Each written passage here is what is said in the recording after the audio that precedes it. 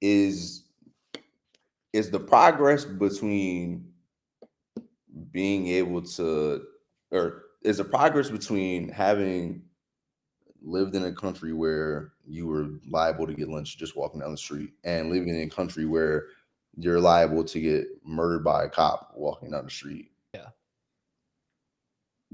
even though it's like not as explicit or like explicitly racially charged, is that progress like really actually progress? Like, is that substantial in any way? I mean, that's a great question. I would like to I would like to look at it as progress. I'm not even saying it. I'm not declaratively saying I believe it is. But I think there is a case for it to be. I think Yo, nigga, that's what's up. I think you can make a case that has to say something. Think about I think about it in terms of this. I mean, we have LeBron James. We had Robert. You can't go lynch LeBron. You know what I'm saying? Like you can't kill LeBron. You know what I'm saying? Like, Yo. Nah, you're tripping. I'm wrong for that. Is Yo. I don't like that you. I don't like that you. Oh. I don't like that you thought that was so funny. I'm being 100% serious. I'm being sincere. Nah, cause this is like, I'm being sincere. Nigga, you think about it. Think about it. Think about it. Think about it like this. oh. Think about it. If we had if we had a black lynching campaign, LeBron has to be within that. Is he gonna be the exception? Because if we make an exception for him, it's a lot of other niggas we have to make exceptions for. You can't do that about the thing that you're passionate about. Then you have to real issue. Do you talk to the people in the community that things are bad for? So until then, how are you gonna change anything that's going on? I'm trying to keep it PC here because that's a delicate topic out here. You know what I'm saying? Like, Yeah, for sure.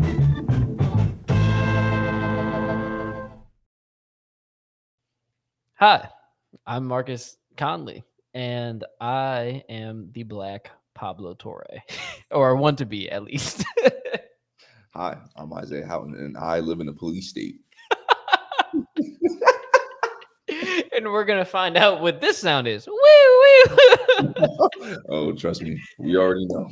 I mean, let's just jump into it. There's no reason to get into anything else. How? I mean, first and foremost, as you can hear, I don't know if you can hear, but I can hear the sirens outside of me. They're circling. How are you doing? How is it? I mean, immediately when I saw the headline that morning, I texted you and now Debbie, hold on. I don't know if yeah. Black SUVs outside. No, but like, was there any precipitation to this? Was there anything that you expected, or this was out of the like? Was it like you found out you got traded to the Timberwolves? Like we found this out at the same time. Like, was there anything that you know? And I mean, what has it been like for the past week or so? Yeah. It kind of it precipitated somewhat. It was kind of quick, but there was a little bit of lead up to it. It wasn't just like boom, you got traded to the Hornets. There was a little because some I think a Doge employee was assaulted or something along those lines, and then all of a sudden DC. Well, DC has always been on Trump's radar as far as like yeah, so you go back and you see this is something he's been speaking on. He wants to make DC one of the safest cities in the world. Yeah. He's been saying that I think he said that in his first term, if I'm not mistaken. He's been saying that he wants to, sort of federalize DC and use federal, law enforcement agencies and use the military on boots on ground in DC. And I think he saw an opportunity and ran with it as soon as he could. I will say I still was a little bit surprised. I don't know why. I don't know why I was surprised, or I don't know why I would be surprised that he would like do something like this, because this is kind of right up his alley. But I think it still was just shocking. And I think it's important that it was still shocking because it should still be shocking. It still should it still should shock our senses that a sitting president is like militarizing an entire state. You know, like it's a big deal. And so yeah, I woke up in the morning and I opened my phone and it was like, Trump is federalizing the city sort of in a law enforcement sense. And then that whole day, that whole day was a little bit quiet because I stayed inside, I did not leave. And then went to sleep, woke up the next morning, and then saw like a bunch of ICE agents and Customs and Border Patrol in DC making arrests and stuff like that. I'm like, what border are you are you enforcing over here? Like, it's the border being the Anacostia River. Yeah, the DC port is so vibrant. Yeah. So, yeah, I saw clips of people, it was like 20 probably cop cars in like the Columbia Heights area. It was obviously the state police, but then also it was like I said, ICE, borders and customs, and they got the FBI walking. It's crazy. It's scary. Yeah, I try to stay going to a specific place and staying there for however much time I need to, and then come home when my activity is over. So, yeah, How big? definitely. I And don't. Go ahead. no, I was gonna say, it's even scarier is like I'm actually more scared to drive now because like in DC there's a bunch of 25, like most of the lanes are 25 miles an hour, and like most people don't drive that slow. And so, I've gotten my fair share of tickets, or hit a stop sign or something. Not hit a stop sign, sorry. Roll through a stop sign, click, and then I got my ticket, paid them off. I'm clean, but now I'm really scared to like violate even the most minor Yeah, traffic. nigga, I don't want to give them no reason to pull me over absolutely. and wrangle me up, because I already look, I'm already light skinned, and It got curly hair. yeah, right. So like, yo, I'm gonna have to like, I don't How know. big of a disappointment is it to people when they come up to you and they're like, "Can you speak Spanish?" I know you might be the only other nigga I know who gets this as much or more than me. Yeah, Because and, people are vitally disappointed when yeah, I can't speak a lick of Spanish. yeah. I wonder, for you, I wonder if it's a little bit more because you're in Texas too. I've And got it less here than I have in other places, okay, which is okay, funny. I used to interesting. get, I mean, like for my whole life, everybody was like, "Yo, you Puerto Rican?" And I was like, "Yo, I really," it got to a point where I was like, I wish I was because of how Yeah. disappointed people are when I wish I could tell you what you I wanted to hear. really wish I could give you what you want, but I can't. I am not. As I think, especially once I started coloring the hair, right? Yeah, It's like clearly he has to be from the Caribbean, right? yeah, Juan Soto, fucking Francisco Lindor type shit. It's like, no, I'm just black. It's a very yeah. disappointing thing. But I have thought of that as well. Of like, man, I don't want to get complicated. Yeah. I I'm a don't. little too racially I mean, ambiguous at for it. this point, it's like, yo, man, and some of the questions I see them asking people on the street are ridiculous. Questions I would never know the answer to. Yeah, Who's the 16th president of the? I think that might be Abraham Lincoln. I think he might be the 16th. But like, who's random? Blah blah blah blah. Blah. It's like, bro, yeah, them citizenship tests are fucking stupid. Have you seen those? yeah. Nah, they're pretty ridiculous. Most like no, the average American would not pass a I wouldn't pass it. citizenship test. I would not pass it, bro. No shot. Like full on fail. It's Yeah, ridiculous. yeah, So I mean, damn, he really got you on lockdown, bro. yeah. Nah, it's Like crazy. And the whole huh, city, bro. I know we like, I just to say to the audience, part of like, I think us I'm just trying to really hone in on the psychology of what's going on here and how serious it is, but how dystopian this really is. Yeah. Part of us going on non sequitur is kind of about, oh man, I look this way, don't we get nabbed up? We laugh it off, right? We laugh. I mean, it's so jarring right now that what else can you do Yeah. besides make, lighthearted comments? Obviously stay like you text me immediately. I'm staying on my P's and Q's, right? Stay vigilant, but also at the same time be like, man, I don't want to assume the worst of this situation. But I mean, it looks pretty bad. This literally is now starting to look genuinely like a fascist state. I mean, it was very close before. Yeah. But I mean, there's really no defense of militarizing the capital of your state, your country, whatever, besides needing to let know people, hey, this is the mission, vision, and values of the thing I'm running. It's going to look like this. And you know what's crazy is that, and maybe I overlooked this when I was younger, and somehow, um, I guess I've always been in white dominated institutions for like school and stuff like that. So maybe I missed this in my experience, but I'm really starting to understand what it is that white people think America is and should be.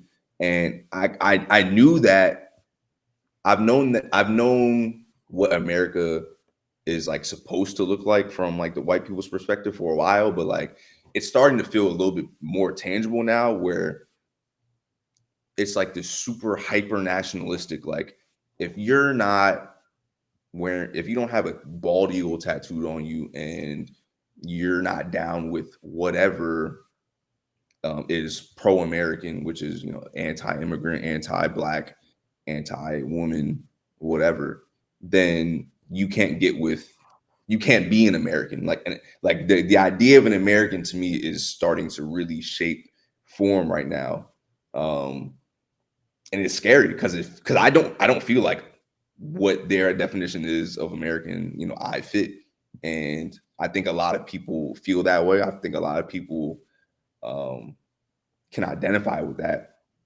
Maybe, like I said, maybe I'm just kind of late to the party, but it feels real crazy to like, I watch commercials now. They're like super national, Yeah. pro nationalists or whatever, like Dodge commercials for trucks. It'll be like a screeching bald eagle and like we're proud to be American. And it's like, whoa, like this is getting kind of scary. Like It's gonna be like, why is the truck company promoting traditional family values? Why why is there a segment about not letting your kid, making sure your kids are on the straight and narrow in my Ram commercial? Like, no, it's crazy. I'll say this. I'll push back on this. Being as we just talking about Philadelphia area, tri-state area, living in the cradle of this nation, in terms of political, what's the not authorization but legitimacy, right? Because that's the disconnect too. Now living in Texas, right? Now that was Texas's whole problem. It's like y'all, the colonies, the 13 colonies, are trying to claim that y'all are the true America, but everything y'all have is substantiated by this slavery shit that we have going on here, right? Y'all would have none of the profits of what y'all started, and it would not be this great bolstering nation without this, cotton complex that we have going on. But I think that like the exploitation required for slavery is like that is what America, like that is American. The exploitation, the like. Oh, I agree. Yeah, I fully agree. What I'm saying. So, well, actually, go ahead. Finish that. No, that was just gonna make that point. So I agree with that. I think I will say this though. I feel as if you were to poll the average American right now, I'm gonna shoot America some bail for no fucking reason. Y'all. Undeserved. Undeserved bail. The average American though, average white person, white American would probably, I feel, would say we want to be a land of equal opportunity. We want to do that. We don't want to be explicitly exclusionary, which these motherfuckers are. Yeah. I'm not saying they're willing to work towards that or help actualize that. But from an ideology perspective, and I hear what, and so this is, I struggle with this and I grapple with this. I'm willing to hear an outside perspective and say I'm wrong with this, because what I'm about to say even challenges this notion. Ideologically, when even these foundational Americans, I think this is probably part of the problem of what we have to figure out right now and unearth, and maybe we'll figure this out, is ideologically, if you consider yourself liberal and a constitutionalist, look at the fucking context of which the Constitution was written. Slavery, like, that was allowed within the Constitution. So how much can you be a constitutionalist and say you're pro-America and still be for the rights of everyone? And I think this is kind of what you're getting to, when the idea in itself of being pro-America is not for the rights of anybody, not a white, and to go even further, not a white heterosexual Christian male, right?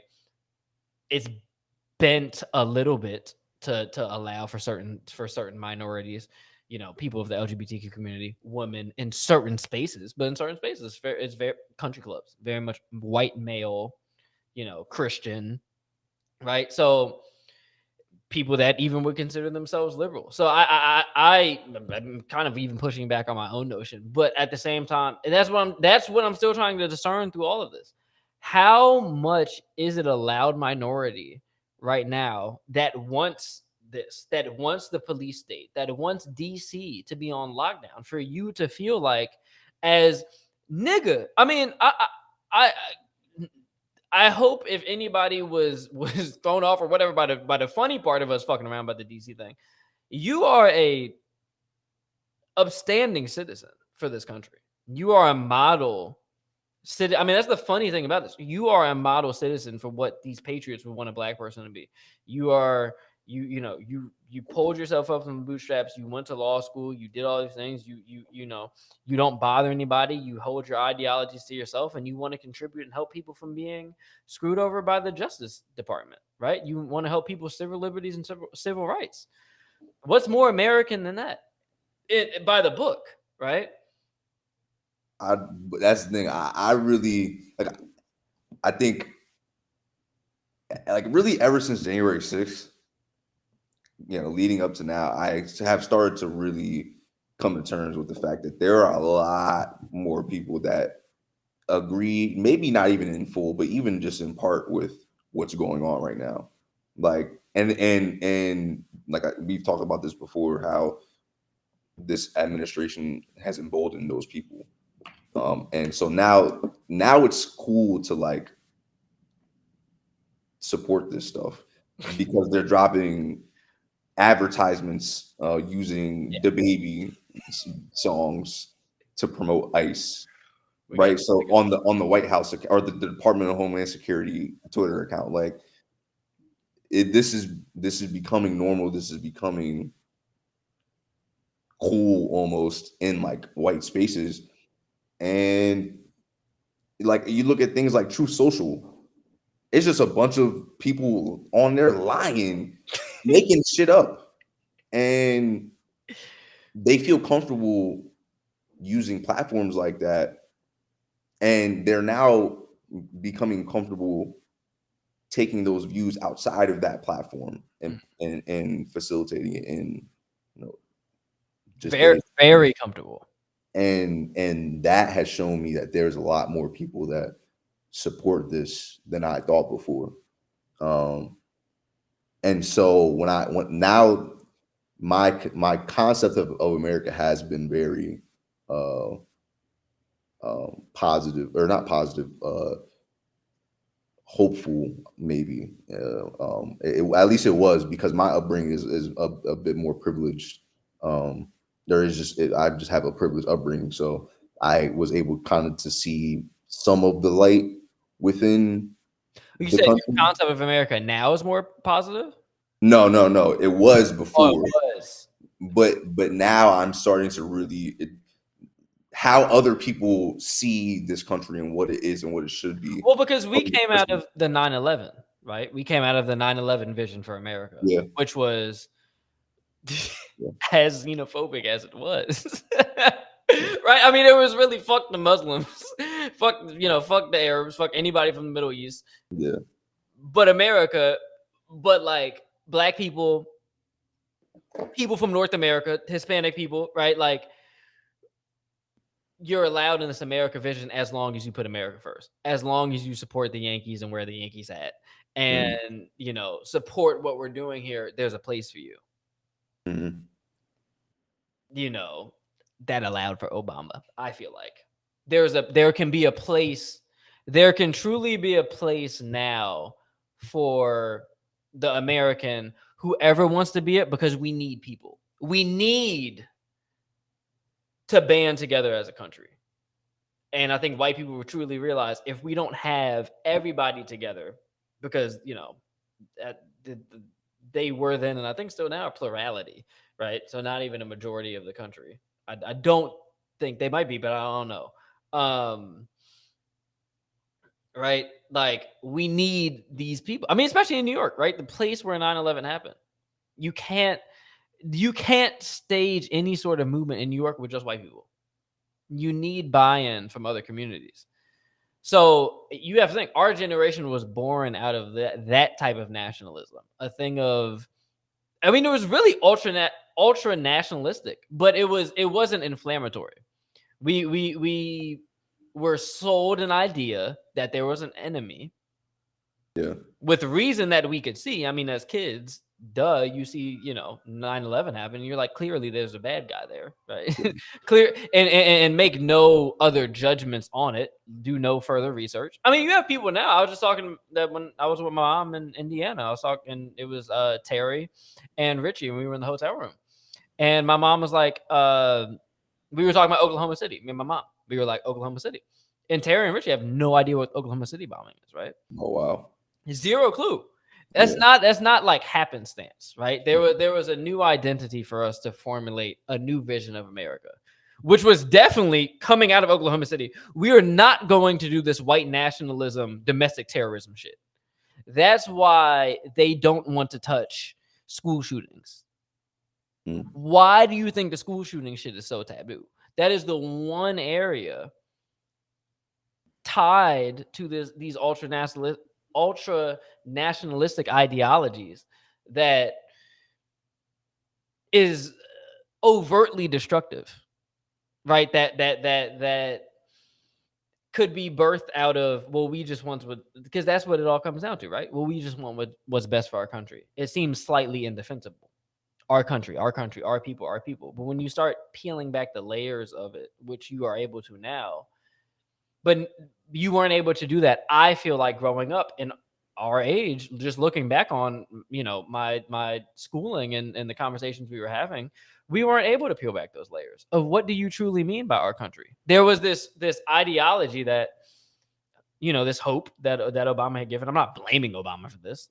yeah, Shout out my nigga Obama, but like, you know, there was this ideology of, okay, we are in a space that is definitely forward thinking. You would have never imagined a black man could run the country. You would have never imagined, people couldn't imagine gay marriage could be legalized, right? Like, these things are very, very radical, even though that motherfucker Obama was a very conservative fucking Democrat, right? Like, so you have this radicalism in the midst of things starting to become normalized. And I feel like somewhere in between that was birth this, where mhm, it was like, yo, stop normalizing this unity. Then that's the biggest piece I see between now and then. Like, I say this monologue to say, like, I don't think the ultra nationalism isn't new. That's why it's so hard for me to discern what's really what I should be fearful of, have a healthy dose of fear versus like pass off as whatever. Because I look at it and say the ultra nationalism wasn't new. Like, once again, I grew up in a family where my uncle's name is Ali, and this motherfucker could not go through TSA for the most of my life and be over and not be harassed because his name is Ali and he looks Middle Eastern and he's black. You know what I'm saying? Like But the ultra nationalist thing is an issue now more than it has ever been, is because it's in power and it's But it's my idea is that it was always in power. The face is just different. When you look at it from a standpoint of, once again, coming out of the 9/11 thing, and I mean, I'm not saying one is better or not, but when the Muslim ban happened, people were upset, but people weren't protesting the Muslim ban. When Trump did it the first time, people weren't protesting it. It wasn't a thing that people felt largely moved to say, hey, this is fundamentally humanistically incorrect on a national level. on a national level because of our relationship with said countries he was banning. Because we were coming out of, once again, when 9/11, I'll take it a step further. When Oklahoma City happened, what was the first thing people said about Oklahoma City? These guys have to be from the Middle East. That was the first narrative for the first week before any evidence was found out. Oklahoma City, the first thing that news corporations ran with, major news corporations, network television, national television, we are thinking, specialists came on television to tell people, hey, there is intelligence to say that this was a Middle East doing. It was the furthest thing from that, right? We've been ultra nationalist before, and we've been upfront about it. The face is just different to it now. I'm not excusing what's going on now. As my point is to say, it shouldn't have been excused back then. It's been a problem. It looks different now. What Trump is doing is very anti-Constitution, anti-American. I think that's why it's getting people's reaction. But to kind of support and to push back on what I was saying with my optimism thing is, for most of my life, I don't know how much the vision of America has been allowing people of different ideologies to exist. At the time where New York was booming, the 2000s, the 90s and 2000s, right? You're coming off of, I mean, that was when New York, like, really, I mean, New York has had moments, but the 90s and 2000s, New York was like one of the huge meccas. It is, it's New York, but back then it was like the thing. And you have this permanent ideology throughout it, but at the same time, you have people like a Jay-Z, right? You start to have black excellence on stage.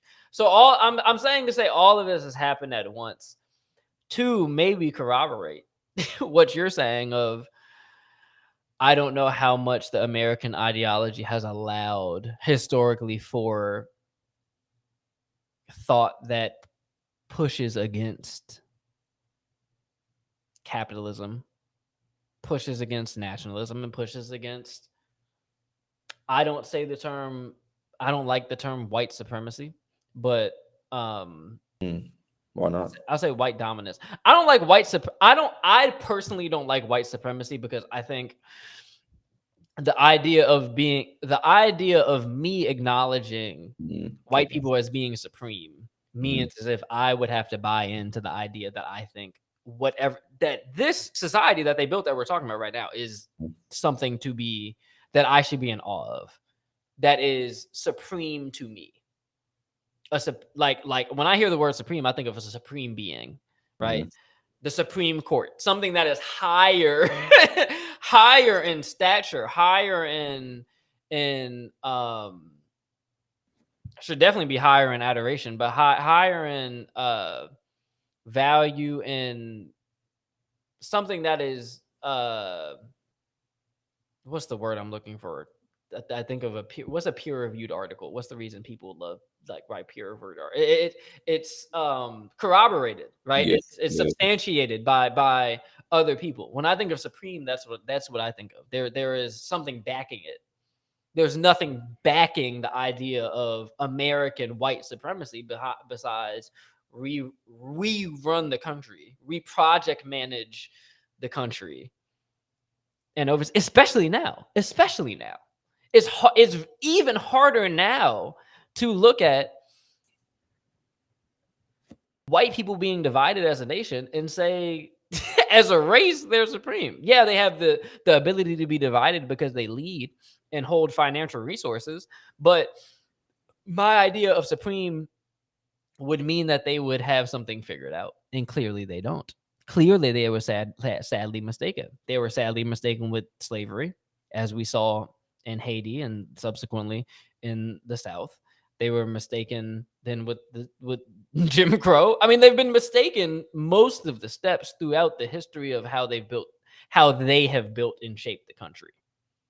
So that's just why I push back on white supremacy. But I say all of that to say the white dominance of resources and ideology in America. I don't know the thought for I feel like our generation and millennials, definitely millennials, and even our parents' generation was.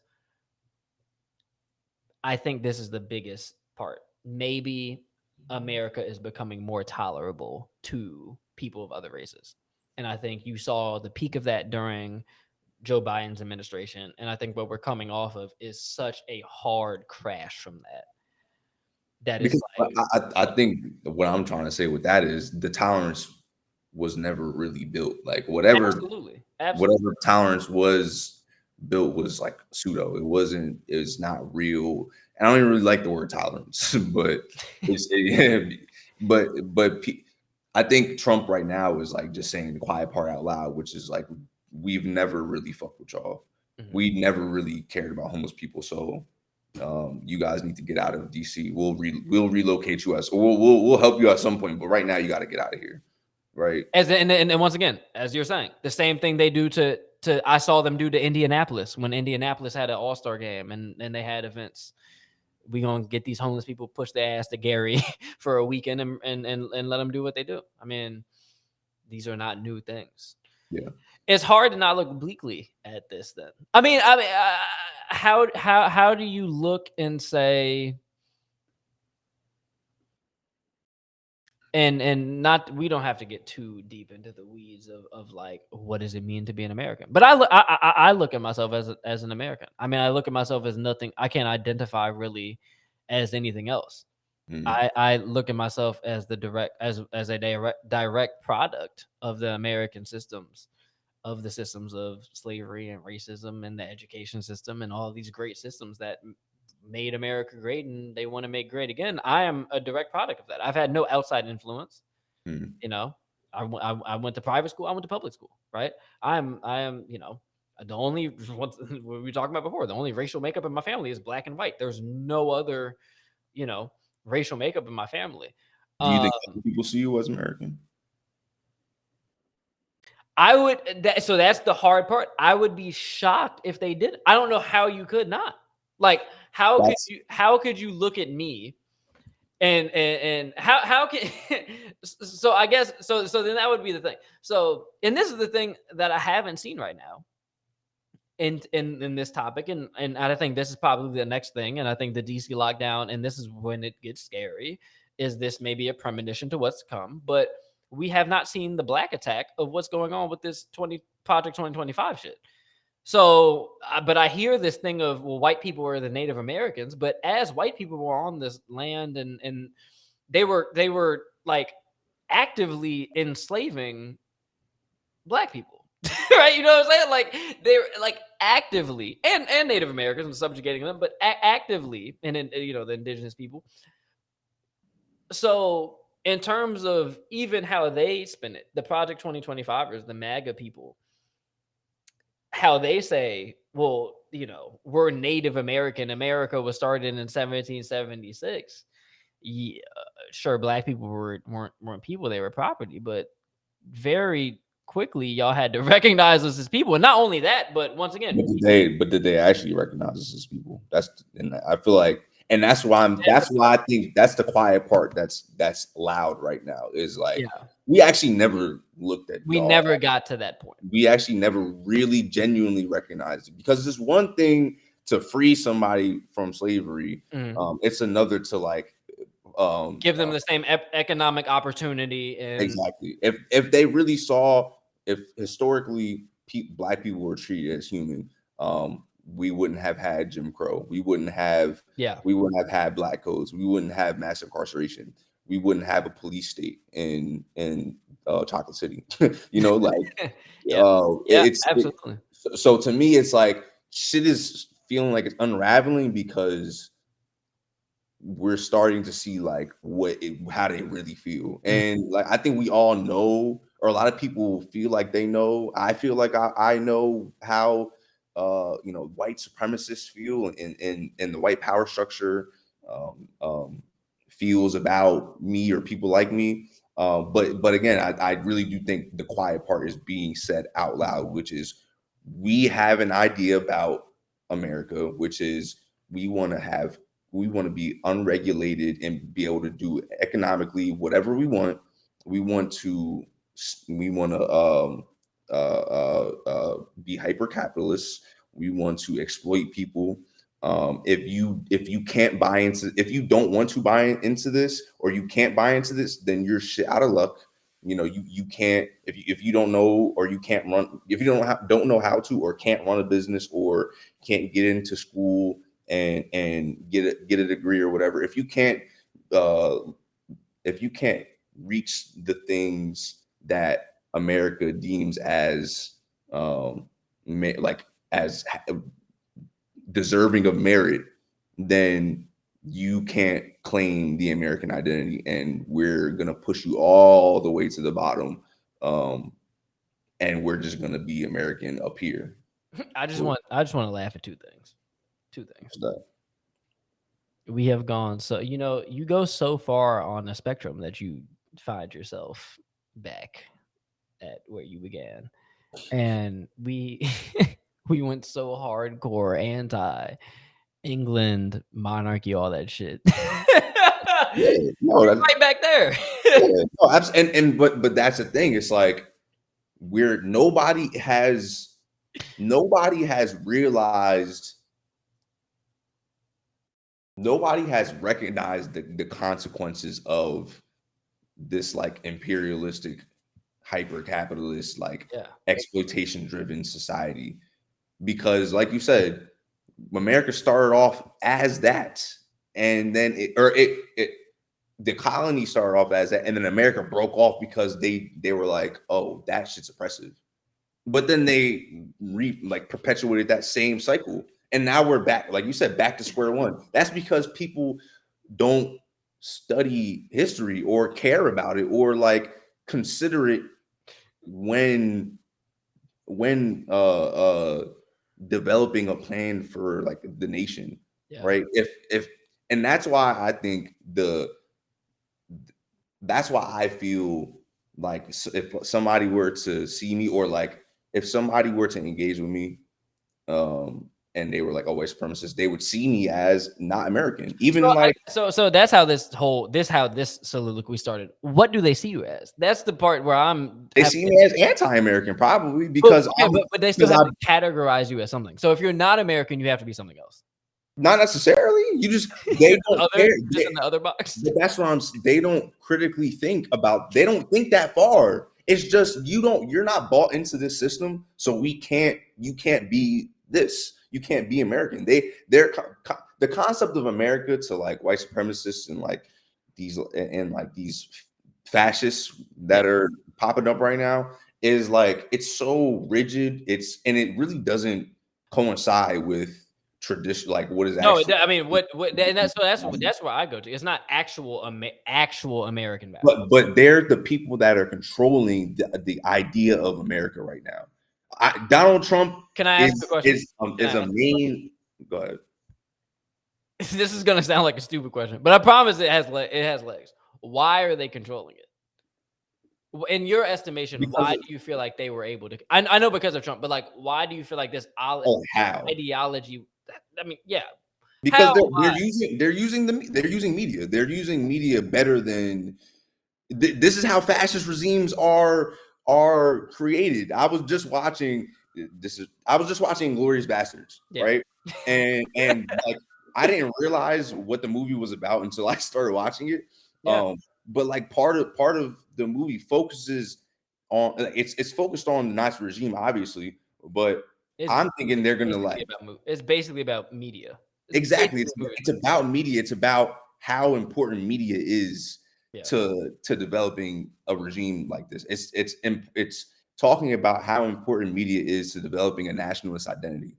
And when as the nationalist identity or as the American nationalist identity has grown, I think, or maybe it hasn't grown. Maybe it's just always been there, and now it's just more loud than it was before. But as we've come to engage with it more, um, I lost my train of thought. it'd be like that. I'll be doing that all the especially when we talk because we getting into the weeds. But But all right, but I brought up that movie just because back to your original question of like how or why were they able to develop this nationalist identity or like make it more popular. It's because they're using media. I sent you that tweet that from the Department of Homeland Security. It's like an AI image of a white family on the frontier, like in like a carriage, like a horse drawn carriage on like the I don't know, exploring the western front of the United of of America before it was America. You know, like it was real like colonial, like so.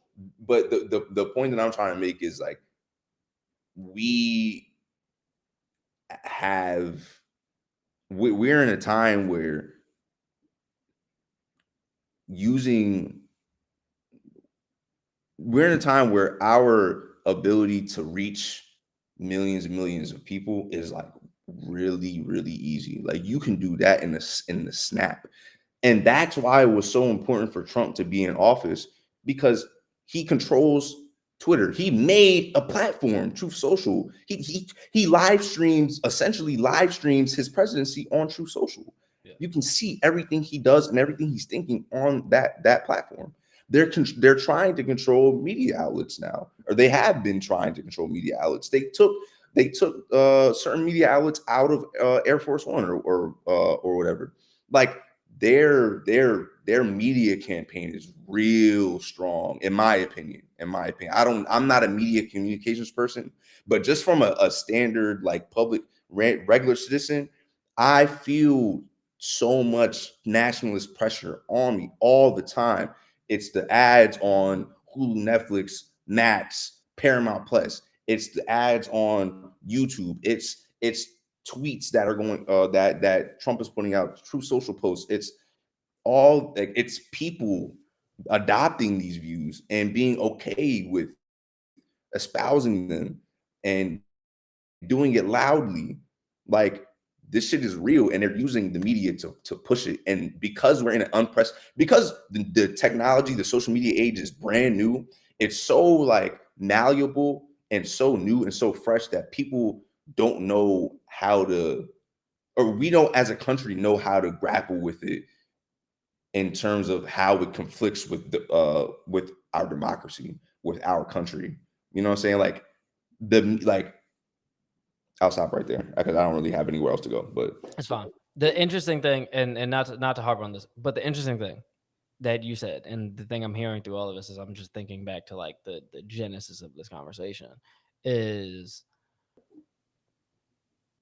if this ideology that we're saying is and as the media communications nigga, he is unprecedented. I mean, this is an unprecedented misuse of media, use and misuse of media, of mass abuse. media, abuse of social media, of everything. And the media industrial complex we have in America. I mean, we already had it. We have that. There is the media itself in America is its own thing. Part of the, I mean, it's a political branch now. The reason the motherfucker is in the office is because of the media. I mean, right? Like, not only is it political branch, it's probably one of the largest political branches there is, right? Like, no word of a lie, Kai Cenat could gain votes to run for office. You know what I'm saying? Like, people would vote for him. Like, we live in that time. Yeah. We laugh about it, but we live in that time, right? Sounds like what you're saying though, and the interesting thing we keep coming back to is like, this is the interesting thing to get to is like, once again, this ideology has been there. This is not new. This ideology has been there. It's been practiced. It had been said that we had McCarthyism, right? These are not new things. Right? Even the extremities.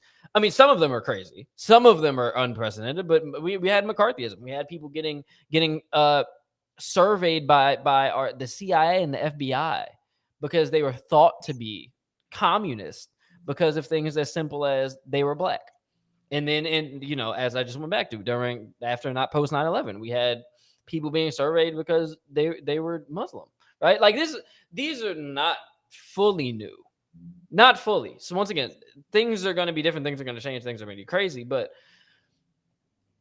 my thing is then, why did the wool get pulled over? Like, what happened? I just always go back to like the time we grew up in as the post 9/11 children, the coming off of Bush and going to the Obama years. If this was the case the whole time, why did everybody, especially when 2020 happened and George Floyd got murdered, and that's when you saw the rise of the DI and the BLM shit, why did we believe that the country truly cared about us? Who believed it though? I will say, as mass black people believed it. I won't speak for the rest of the BIPOC, but I mean, let's talk. They made BIPOC, so somebody fucking believed it. BIPOC was created as a term that was used to group all people of color that were that other than that you're talking about the nationalists don't see during this time. That was used as, okay, here's the nationalists and here's the rest of these people. But these people have some sort of power and prominence, and the country cares about this. The reason Trump was able to come and dismantle all of the DEI and all of this shit through all of this, because there were actual departments where this was a thing. People did quasi, if not, but care enough to where this was a national ideology enough for it to be forward facing to the rest of the world, because the rest of the world thought we cared about equality and all this shit. And it was on our commercials. It was in the White House. It was everywhere you looked. There was tolerance and acceptance of the other than whiteness for us growing up.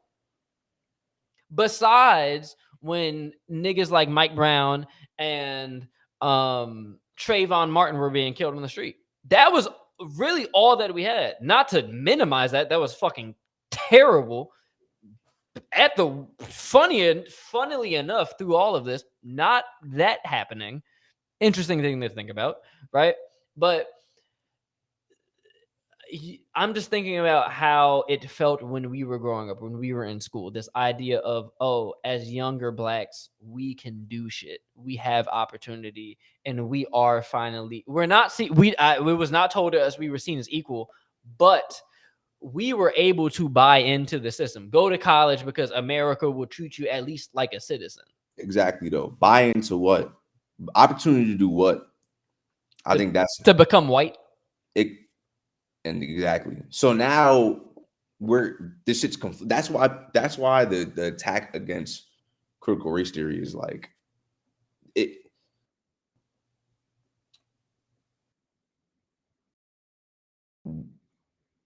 We were always propped up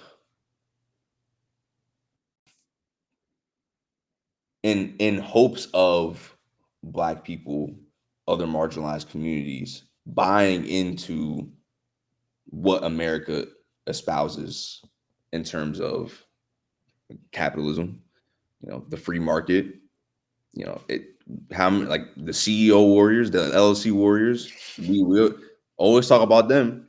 Like, that's the black American that these people want. Mm-hmm. They want Thomas Sewell. They want Clarence Thomas. Absolutely. Those are American black people Yeah. to white people. Yeah. Dr. Umar, even. No comment. Um, but so all of these incremental advances raise the question: advances to what? What are we advancing to? Mm-hmm. What is all this? Oh, DEI, equality, all this. Oh, you niggas can get a little piece of the pie. Of what pie? Of what are we all trying to strive for? What is we as a community trying to strive for? And so once you start thinking critically of that, that's why I brought up critical race theory. Once you start thinking critically about this, you start to realize like they only pour confidence into me to do specific things that continue to uphold the system of white supremacy, of exploitation and capitalism. Get an LLC, become a business owner, right? But don't go in academia. Don't think about none of this shit for real. Just get your bread and stay out the way. You know what I'm saying? So I think right now, like I said, we're starting to come to terms and start thinking critically, because this nigga's forcing us to. We're starting to think critically about like, what are we really doing here? What are we doing as what is America? No, I As mean, what post civil, and I think this is the big thing I sit and think about now. Post civil rights, there were the fuck post civil rights. Civil rights, there was a fucking. Hey, black people, we need civil rights. We yeah. have a goal. We want to be seen civilly equal in the eyes of the law as white people. We And, are going to enact action to get that. and so that's this, where we think we're trying to go as far as like equality goes or equity. It's stepping stones. we you can't go from being a slave to being on the same level as everybody else that was not enslaved before. Like, there's levels to that shit. That's why it took so long for us to get to voting rights and just regular basic human rights, because the law was slow to change. The courts, the judicial system, legal system was slow to adapt to the new reality. Um, and so we got comfortable with equality. We got comfortable with, okay, we're gonna have equality and like DEI. We're gonna talk about race a little bit, and so that's it. But now, once we want to go beyond that, once we want to talk about equity, once we want to talk about, okay, now we're on the same playing field. We're starting off with the same, Yeah. some of the same things. Oh, now everything's cool. Now everybody has the same opportunities. It's like, no, that's not how this works. There is still past discrimination that we're catching up from. We're still healing from that as an entire community, right? I will never, we probably won't be healed from it in our lifetime. And we need to have a country that understands that. Mhm. We need leaders that understand, hey, this like equality, equity thing, this black people being major players in directing the country, and having real political power and say in what America is, that takes a long-term scaffolding. Yeah. We started off like with the equality stuff, and getting rid of segregation, all that. Those are small steps to what I think we should really be getting towards, is an American identity that, like, actually, I don't even know. I don't even know what we're going to, and I think that's the scary part. Is Yeah. is Well, I mean, and definitely not only do you not know, but if you did know, between if we put 10 black people in the room and put both of us in the room, we're all gonna have different things. yeah, absolutely, absolutely. So I mean, that's the this is what we're this is what we're left with. But somebody got to figure it out. I mean, and that's what I hate about now. Right now, and this is why I push back and I speak how I speak, because I don't like. Well, that's the case. We put 10 black people in the room and we all have different ways to get there. So it's like, we just not going to do that. It's like, no, no, no. Someone needs to be the person to speak up and say, hey, let's find the way, because there is a way to put all these ideologies together, and let's strategically operationalize this to work in congruence with the way the country is going. That's the difficult part too. Incongruence or in the face of on some Martin Luther King shit, right? But what does that take? That takes people dying. That takes people going to jail. That takes physical human suffering. That I don't know. Does it take people dying to have to push that forward? I mean, I think it does. I mean, look at what it took for what did it take for black people to get civil rights? People had to die. That wasn't. I mean, if people didn't die, that wasn't going to happen.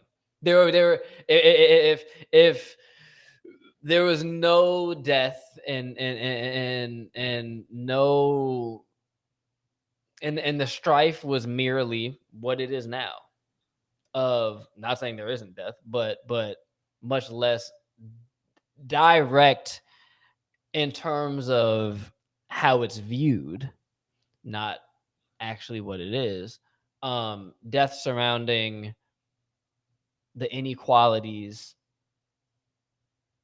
in treatment legally, i.e., lynching, right? Niggas were getting lynched. You know what I'm saying? Like, that had to stop. yeah, it's why does it take for black people to die for people to like care It doesn't about take black people to die. I'm not saying like that's what you're saying. I'm saying that I do think sometimes like it takes for George Floyd to be actually executed for people to like care about this shit. White people only know destruction of shit. Let's look at. I'm sorry, and this is when we lose all of the white audience that may be listening to this podcast. But I'm here with my brother. It's a good Sunday, and I can't tell a lie. I'm sorry. Let's look at the great societies that Western white people, that ideologically that this country and this current regime pulls from. Let's look and has been birthed from. Let's look at what they have created. There has been no society that has been part of this Bill Parcells tree of society building that does not come with death and destruction. The Romans, the Greeks, the British, the Portuguese, the French. What part of it? DC is modeled after what? A French person modeled DC. Yeah, DC's like modeled. DC is fucking a French city in terms of how it was built, right? Actively at the same time, they were currently subjugating Haiti. After Haiti had gotten its own independence, right? Like look at what we're coming out of. Look. This is like, hey, why is the serial killer acting like the serial killer? Well, he was abused his whole life. Not excusing him killing 20 people. However, how much can we expect from this person in this society to be sane and to be normal, right? So that's what we're coming from. I've never seen it not be destruction. Here's not only me. History has never seen this group of people. Look at the fucking Trail of Tears and what is left of the indigenous people of America, right? Look at what is left of this land. The states of, and now let's name some names: Mississippi, Ohio, right? The names, them Wyoming, Oklahoma, the names themselves of the people who lived in these places for thousands of years had to get the fuck out. And you niggas were brought here to propagate that and to make sure that we can build something on the foundation of what they had and just take the shit and just make it something else. I don't see how there can be a peaceful way towards prospering when that was never in the plans. The only peaceful way of prospering was for white people to have peaceful. Everybody else has to suffer to get peace, because everybody else has to suffer already. Baseline, to baseline be here, you have to suffer. So to get peace, nigga, you definitely gonna have to work for this. That's very true. You gonna have to come up with something. I'm gonna give you freedoms for what? Certain white people in America don't even have freedoms. Why the fuck do you think? You know what I'm saying? I mean, but that's how they. I'm speaking in terms of how they look at it. Why do you think you are going to get advantages, privileges, and privileges even being on equal footing as we look at you, when the poor white sharecropper from Kentucky doesn't get that because I'm from New York? Right? The ideology is baked so deeply into, yes, racism is so prevalent in this country, is the defining thing of this country. But I mean, that once again, I go back to the 90s, 2000s, but that's why black capitalism is so was the destructive force. That's why the crack epidemic worked. Because, hey, we'll bake it in a level deeper.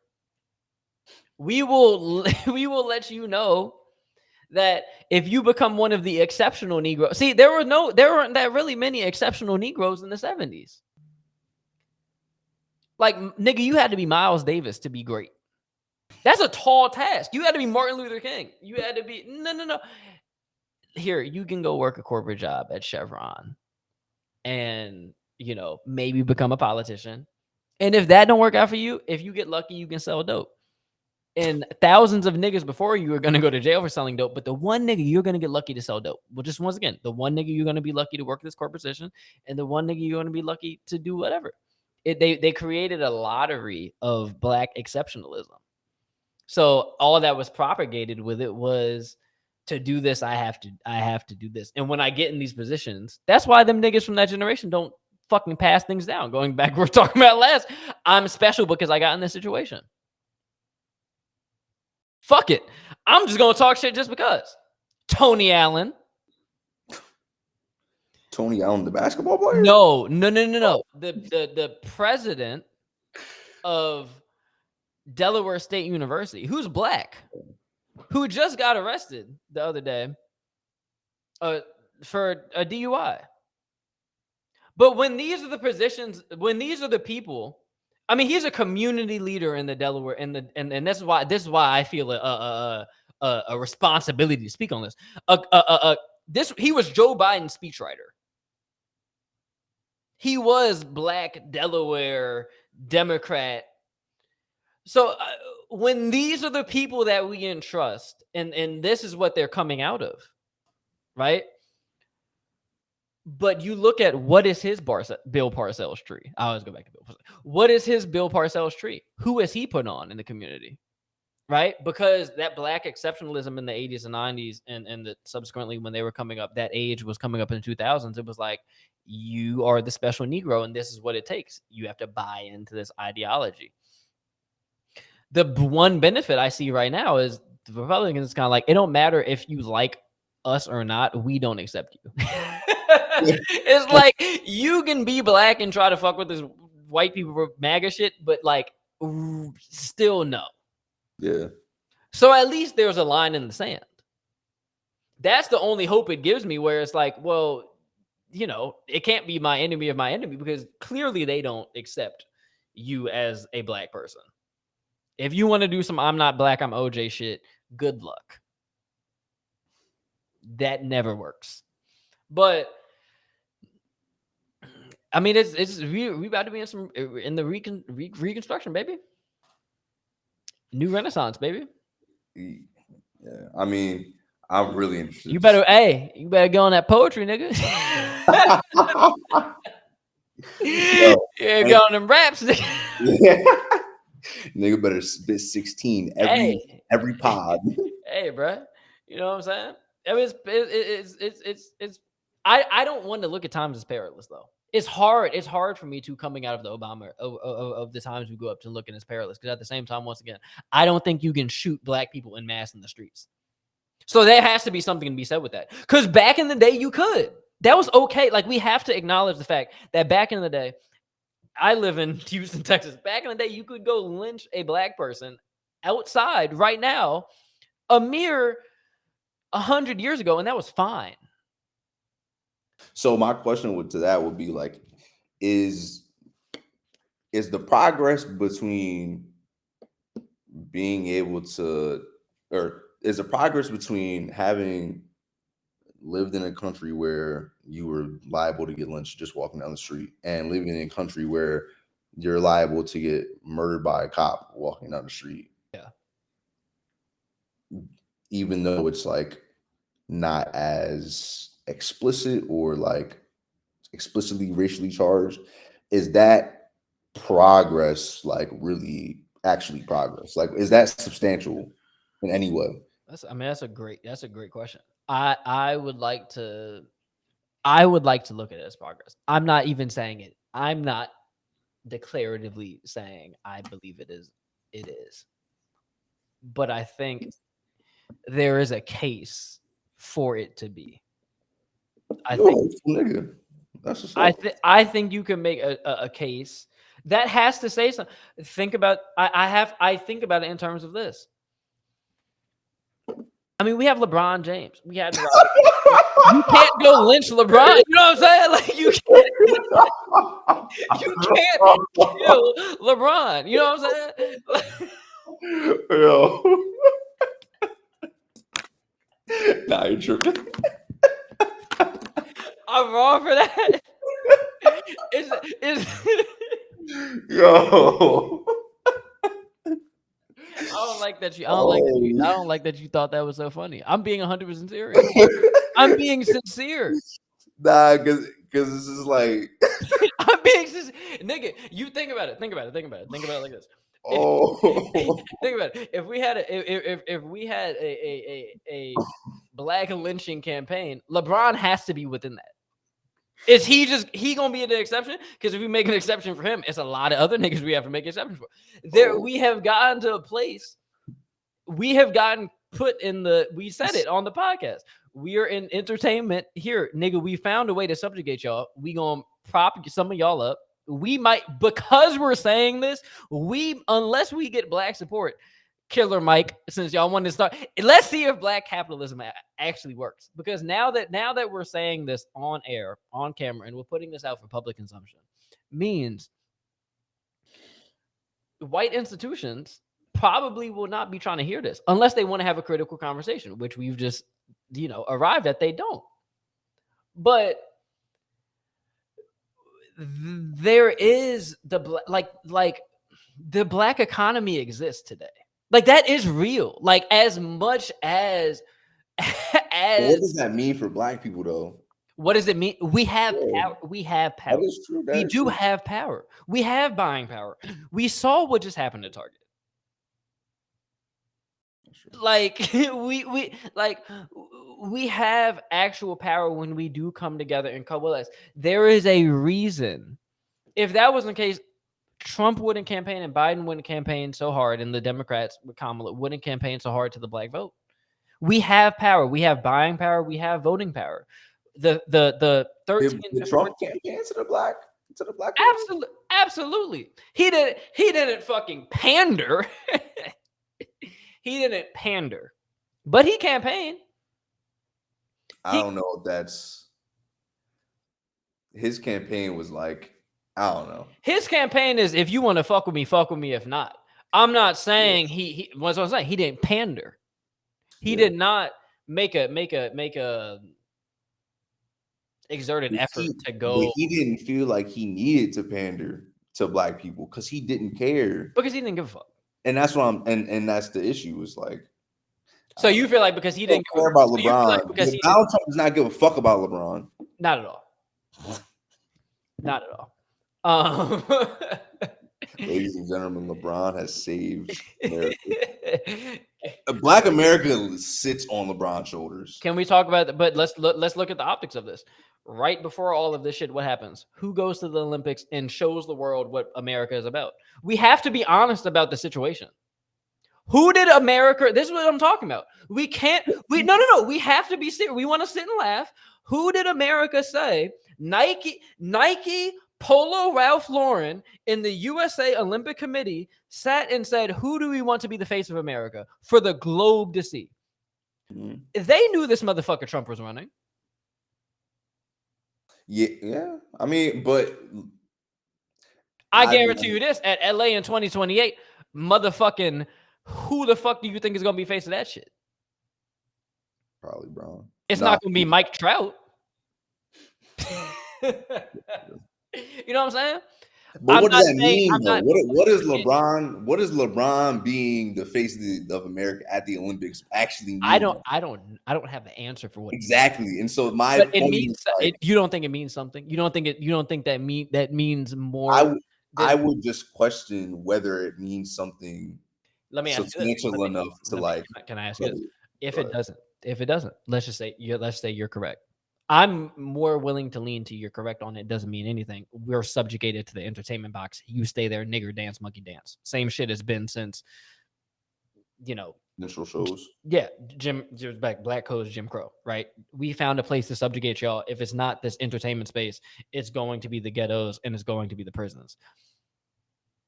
Right? Some ability for black upward advancement if you want to capitulate to the system. Academia, as we were talking about last time, right? Black capitalism. If you want to be a part of this, you have to fully be a part of this. As we see buck against the trend, Kaepernick, nigga, watch out. But I have to look in the totality of Black Americanness and say, nigga, we were at a point we were slaves, and there was a point where Black people couldn't do anything. Where we weren't slaves and niggas couldn't make money doing work, right? And Black opinions didn't matter. I don't think the overall opinion of Black America matters right now.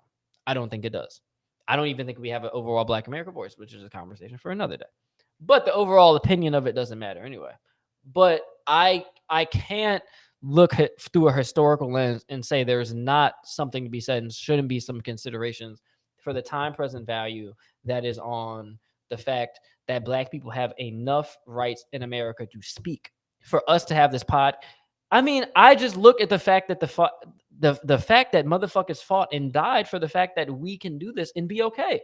This was an abstract idea 30 years ago for us to be speaking freely on a podcast that I can post to the internet that anybody can listen to and have whatever opinion they want.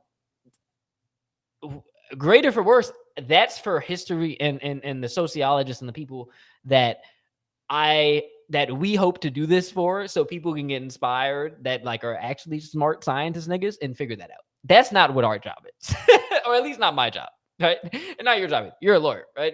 You're operating within the confines of archaic text. We are operating within the confines of context that is historical for us, for what we do. Me in the media space, you in the legal space, and both of us in the sociological space of America. But what we're talking about in terms of Black advancement if we are comparing it historically, I'm correct. I mean, objectively. But if we want to look at it from a extrapolated view, I don't have the answer to that. I don't know. Because it could very well be, hey, for the next 20 years, yeah, this is y'all cap. Y'all cap, the best y'all can be is LeBron. And LeBron is great. No hate to LeBron, but we can be more things than LeBron. We can be Donald. Not to say we can be Donald Trump, but we can be president. We can be, Black people can be Jeff Bezos. Black people can be whatever they want. Why would we want to be? Oh, all right. That's a different question for a different day. That is a different question for a different day, because that's exactly that's a whole other conversation that we have for next podcast. I do want to touch on then. I mean, do you have anything else on terms of whatever that was that we just did that was not planned? I hope when people listen to this, and you have the fear as I do as well, that we feel as if we didn't even share this, because Isaiah said this to me last time we were on the podcast, and I was like, "No, man, you should feel totally great and confident about everything you say." But I feel this now too after the conversation we just had. What the fuck do we know? What do we know? What do I know? I really be feeling like I don't know shit. I just get on here and just talk. It's hard to, but the juxtaposition is clearly nobody else knows. This is what I try to go off of, and why I think it's important for us to have a platform. Because does Donald Trump know what is best for America? I don't think it seems that way. And if the supreme leader of the country doesn't know what's best in the best interest of the country, how can we be held to higher standard? That's true. Nah, the standards are very low right now, so I I think that's part of the reason why I do feel comfortable in getting on here speaking. But yeah, I mean, at the end of the day, like you said, it doesn't matter.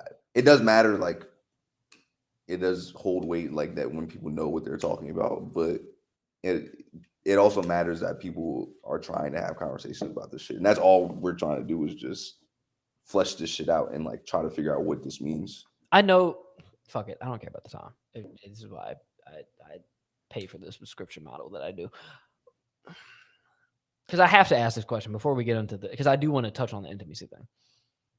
Oh, you don't want to talk about that? no, I mean, yeah, oh no, as a black person, did you watch? You didn't watch the Pablo Torre thing? I said I watched like the first, and these niggas was bragging about taking the LSAT, and I was like, oh, so you didn't even get that far. But I was like, why? And neither of them were lawyers. They just took it because one of them wanted to become a lawyer, and then I guess Pablo took it just to take it and maybe thought he was going to become a lawyer. I was like, the fact that we're bragging about taking the LSAT, I feel like is personally kind of whack. But that's some millennial shit. It's like, hey, back then going to Harvard meant something. For our generation, it don't mean nothing. I digress. I said it to say, as someone who is in the legal space, as someone who is the very things we talk about on the show, the very fabric and nature of the show. When we sat on my couch in the courtyards, and we were talking about doing this, and you said poetically correct, and it all clicked to me because of your at that time intrigue, but now actual positioning in the legal field. How do you? I mean, I have to. I want to get to other shit, but I have to ask, like, how does that weigh on your conscience? Not job security wise. I'm not that, but like in terms of just the whole field. Like, you have. How do you think about? If you're sitting around having these trepidations about like what does it mean for black advancement and all of this, you're a black person about to become a lawyer. Yeah, no, I mean, like, I think I'm critical of people who actively like uphold systems that I oppose, but I'm part of it too. I got by my participation in practicing law, or like in the future hopefully practicing law. I'm legitimizing the very system that has been used to oppress black people and other marginalized communities for hundreds of years. So that's a real thing. I would just say for the way I can like lay my head on my pillow at night is I'm doing everything I can to use this power, this privilege that I have in my education and where I am, my position in life, to use the law to help people in ways that we need to be helped. We need to keep people out of prisons, because prisons are just objectively terrible in my eyes. Like, we need to be actively resisting that, and working within the legal field gives you an opportunity to do that, in criminal or public defense and indigent defense, things of that nature. Um, but yeah, it's definitely one of the main things. Ooh, yeah, one of the main things one of the main pitfalls of a Black law student, I think, who wants to go into public service and civil rights and wants to be like a Black attorney that like helps Black people, is getting pulled into like the big law shit. Getting But pulled I'm into saying your outlook. I'm not saying you're a pessimist, but your outlook seems to be okay. this system doesn't serve us. I'm Yeah, saying yeah, that's yeah. not a very.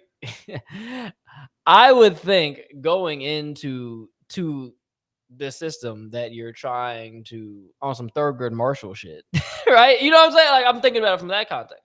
On some Thurgood Marshall shit, but like, this system clearly doesn't benefit us, and you're saying it's going more that way. That's the conversation we're having. Okay, okay, okay. I'm saying, I mean, I'm glad that's why I'm glad you said that, because people needed to hear that, because that's important. It is important to say the historical backing. Once again, this system hasn't served us, but I'm here to change that. Because, once again, Thurgood Marshall, you're not the first person to do that. That's been done Yeah. already and still can have improvement and critiques and whatever.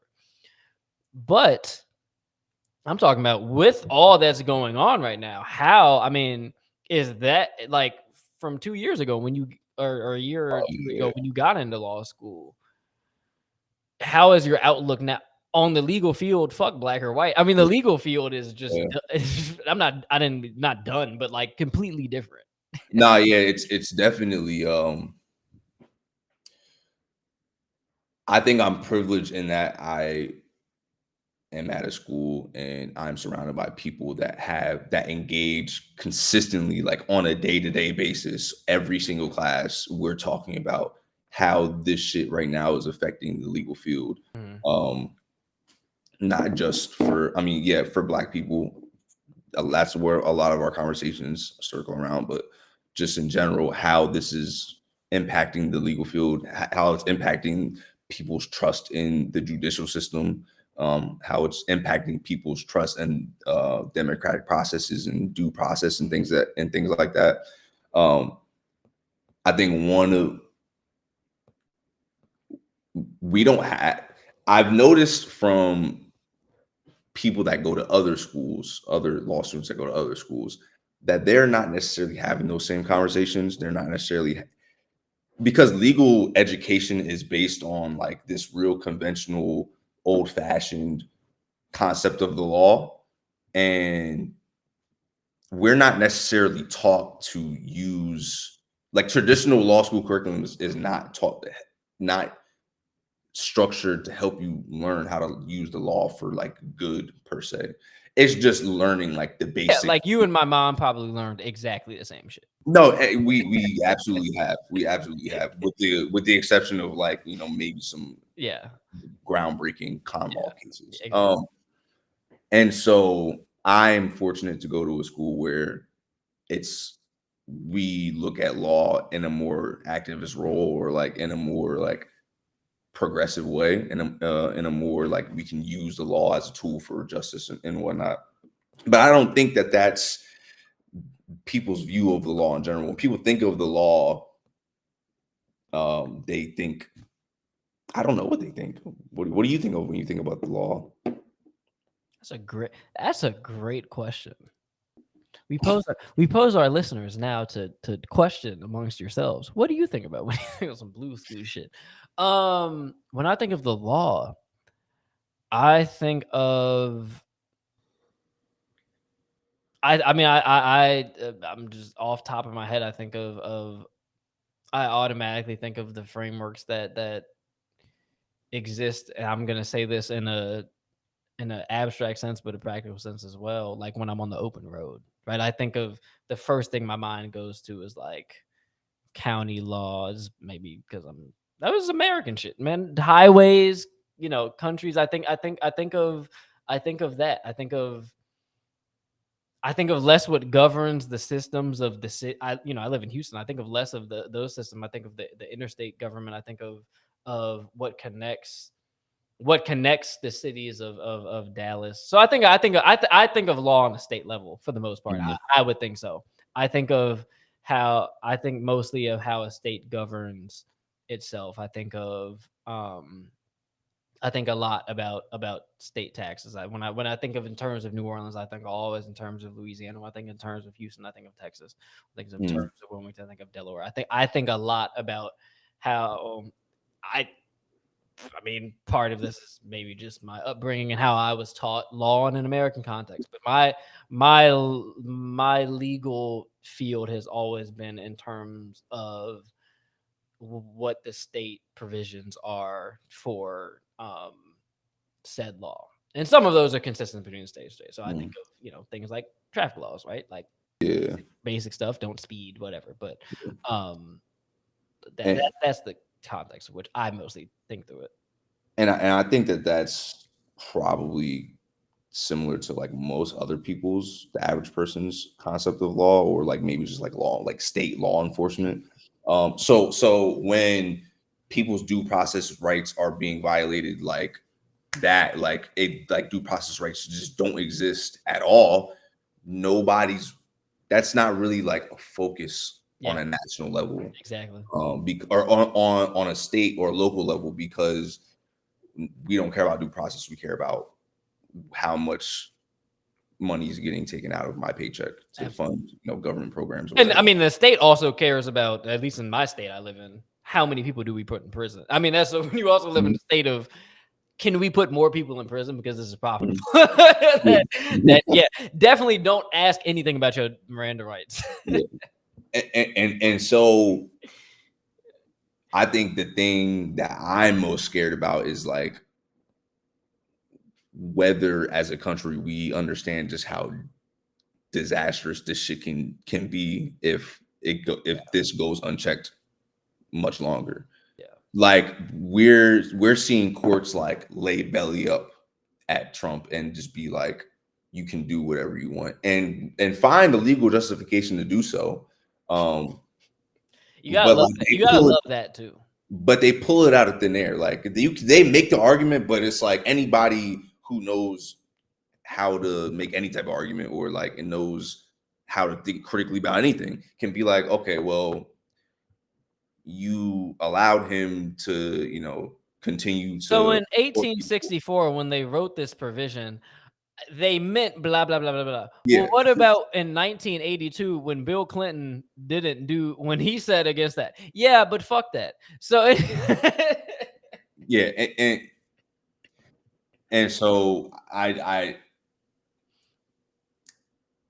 just don't think on a national level there's enough knowledge, number one, of like the legal system, which is on purpose. Like it's hard as hell to become a lawyer. Like you have to pay to take the LSAT. It's a pay to play system, like through and through. Like you have to pay to take the LSAT, you have to pay to study for the LSAT, pay crazy money to go to law school. If you don't go to if you want to do, you make a bunch of money, you have to pay money to go to like a top law school. You have to pay money to study for the bar, you have to pay money to sit for the bar, like, and it's like thousands of dollars. Like there's it's exclusionary for a reason. Legal knowledge is niche kind of, and like people are excluded from that knowledge for a reason. Um, and so now that I have sort of the privilege to learn about this stuff, I'm sitting here and I'm like, my real thought in real time is like, whoa, I didn't realize how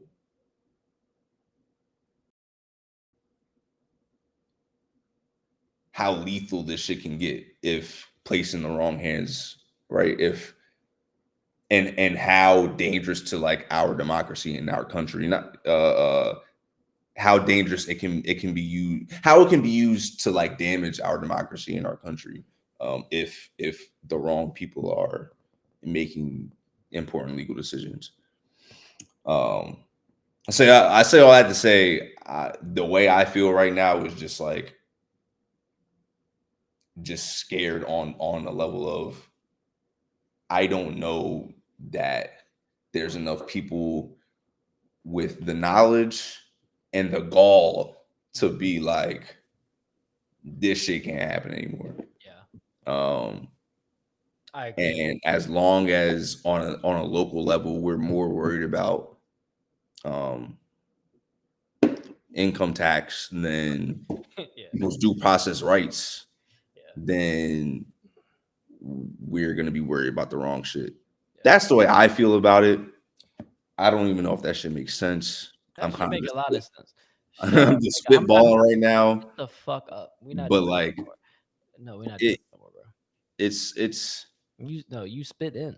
I mean, first of all, you how many people that you think that you think listen to this? A few are probably already lawyers, as aforementioned. My mom listens to this, so I mean, a few people, but your these mom was. other no, she don't. She actually told me she was like, she listened to it when I sent her the clips. She was like, I sent it to her. She was like, the episodes do be long. I was like, wow, that's great. The I episode love, I long. love that. I love that that your children and someone you call your other child are putting out great black intellectual content, and but that episode length, The episode the length. episode length just doesn't it.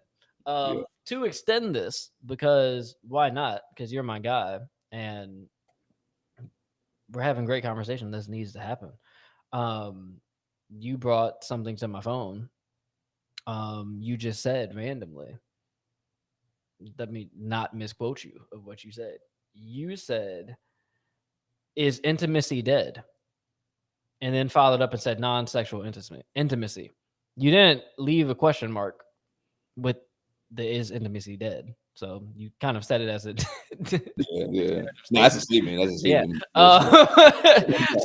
So because of that, and I have no context for what you're speaking of, please expound on this. And this is what we'll rock out about, because we touch on all things here at Poetically Correct.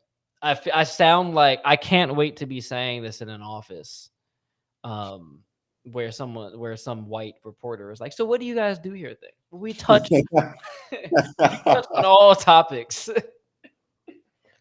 um, But Isaiah, our intimacy leader. nah, that's not me. Nah, yeah, this is a question that I've grappled with like damn near my entire life with the advent of social media. The more that social media has um, become a staple in people's lives, the more I have thought about how it has affected intimacy and people's ability to connect. And it's just recently I've grown more confident in my ability to connect with people.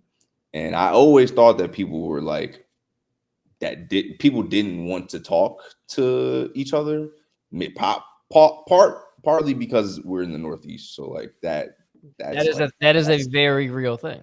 very very very real thing. But the text I sent you was from me watching some interview with Pharrell and Vince Staples. Vince Staples, by the way, is like one of my favorite artists like ever. Shout out Vince Staples. Shout out Vince Staples and And for real. shout out the Vince Staples show. Shout out all the creative endeavors he's getting into. And so they were talking about the music they created. Vince Staples was talking about his process in creating music, and he was asked, "Well, how do you when you're constructing an album, are you constructing it with a particular message in mind?" And like you make a song, and then you're like, "Oh, I need to make a specific song to follow this," or do you like how does that work? And he said, "I just go in there and I make the music, and if it feels good, I do that, and I put it out, and that's it. Or if it don't feel right to go in the album, then I throw it out." Uh, and so he kind of hit on this thing of like this feeling, this music as a feel, as opposed to like I'm making a project to like to like say something specific. And I started realizing that my relationship with music was more based on has been more based on what is the music saying, or like what is the message trying to convey, and like I'm placing my fandom in music in whatever the message is, as opposed to like how it makes me feel. And I've never been connected to music and on a feel intimacy level, until I started realizing like this shit is literally just about how you feel in a moment, how you can connect to a song, how you can connect a song to like your experience on an individual level at any given moment. Um, and so I started thinking about the way that other people interact with music, and how people listen to music, um, not trying to figure out how to say this.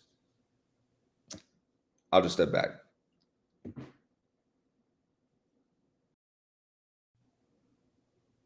James Harden shit. James Harden. Step back. Oh, Nope, you double step back in. nah, triple step back. Travel. Um, I'm trying because that is what That's what inspired the thought. that's what inspired it, and I haven't fully like. Well, so thought I mean, through it. I'll lead you. I will lead the witness. Yeah, I'm yeah. gonna lead the witness to corroborate what I think you meant.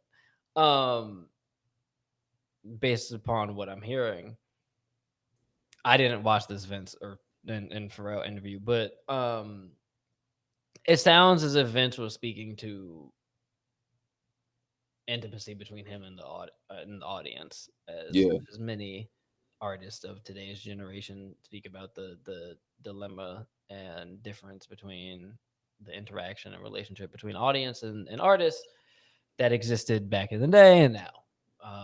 And while always, from my belief, greatly misunderstood and much more fragmented than people give credit to. Versus, you see people like the Elvises and the Ray Charleses of the world, and even the Stevie Wonders, the Michael Jackson, heavily misunderstood people who did not have great relationships with their audience. But because the relationship wasn't different, it wasn't. It was different. It wasn't parasocial because there was a there was even if it wasn't a human in nature, because you had a mass group of people fawning and idolizing one person, there was not such of an anti-human or antithetical human element, antithetical to the idea of human element in it, which is now the social media and the algorithm that Mm. that propagates and pushes the art. And so one of the things that they talked about was how, um, like you said, the advent of technology has changed the way that people interact with music and create music. And Vince Absolutely. Staples talked about how, and Pharrell also were talking about how there were like live bands that actually did the instrumentations before, but now it's just about, let me streamline this process and just get these sounds out so I can just make. Or Vince was talking about how he had a homie that got a beta version of some AI shit that can like mix. If you want to hear Aretha Franklin on some like Led Zeppelin shit, it'll create like some type of sound. And like, right, so it's like it's taking the human element out of the music. Um it's taking the human element and connection out of the music. And one thing that Vince was talking about was how when he makes music, he's not trying to convey a particular sound, a message, or whatever that he thinks other people will feel or connect with. He's just putting himself into the music and Mhm. just letting that speak for itself. And people would naturally that's one of the reasons why I like his music so much, is because I feel naturally connected to it, just because he's being himself on a track. He's not on some Aubrey, what I'm saying? He's not out here trying to uh he's not out here trying to Tootsie Slide, right? He's man. Come on, man. Come on, man. He's not out here trying to Tootsie Slide or anything like that. So the music feels more intimate in a way. Like it feels more like human, or like it does feel like I don't know. I don't know.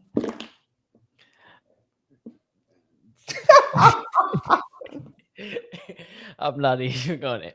We don't need to get into the Drake. We can do a whole Nah, we. series I don't want to talk on about it. on what he means for society and music. We need to We move could make a past whole podcast surrounding that him as a a person. mini podcast Yeah, series we could. just on Drake. Nah, we need to Yeah, really. I don't think it's just. I mean, I'll extrapolate. I think. I mean, I obviously being in growing up and spending much of my life in musical spaces.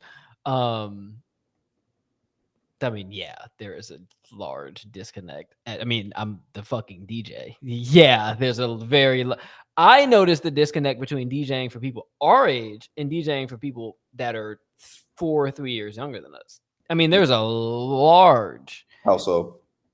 intimacy. Exactly what you said. That's why when you framed it, when you texted me, I didn't know what you were talking about, but I that's why I'm extrapolating, because I don't think it's just this, but I've noticed it in microcosms. I mean, yeah, and the generation below us, I mean, we have to look at their source of music. I mean, speaking Ice Spice, to what the GOAT, what that means is Black Boy Max. exactly. So what that mean? The reason, what the implication of Blackboy Max and Ice Spice being the goats of these generations is, look at how the music is being fed to them digitally, short form, Algorithmically. which is opposite to how diametrically opposed to how music was for all of human history was given to people. And it's not just music, it's art. It's all art. Yeah. Visual art, writing. I mean, everybody's seeing it. You still have certain things. I mean, people still go to the Mona Lisa. People still go to art museums. You have certain advents and conventions that uphold intimacy as a pillar of a value system of it. Take a fine arts museum. However, funnily enough, not surprisingly, these things are typically tied to classism and racism. Right? So, I mean, if you look at the fine arts, they don't really have this issue. If you look at people where people are spending big money, F1 doesn't have that problem. F1 doesn't have an intimacy issue. The NBA does, but F1 F1 doesn't. Right? When people are really big spending to be intimate, and that intimacy in that now is tied to luxuriousness, which is tied to those pockets, right? You look at Louis Vuitton. Louis Vuitton doesn't have an intimacy issue. Balenciaga does a little bit more, but not as much. You know who does? Gap has much more of an intimacy issue with their consumer and them feeling that Gap understands them versus the consumer of Louis Vuitton, right? So intimacy is a luxury in today's times. I think that's the biggest difference. I think to be intimate, it comes with and I think we can take it a step further. Privacy comes with a price tag. To be private, I think intimacy is inherently private. So, we can take it a step further. I think privacy comes with such a hefty price tag. Yeah. A very, you have to sacrifice. You have to pay attention. You have to look at the documents you're signing, the terms and conditions you're acknowledging, right? To be truly private, to engage privately. And then, producers, sellers aren't making things with privacy in mind because privacy is given up. Because intimacy and privacy is so freely given up. It's like, why give it for free? If I'm going to give it, I'm going to charge a premium.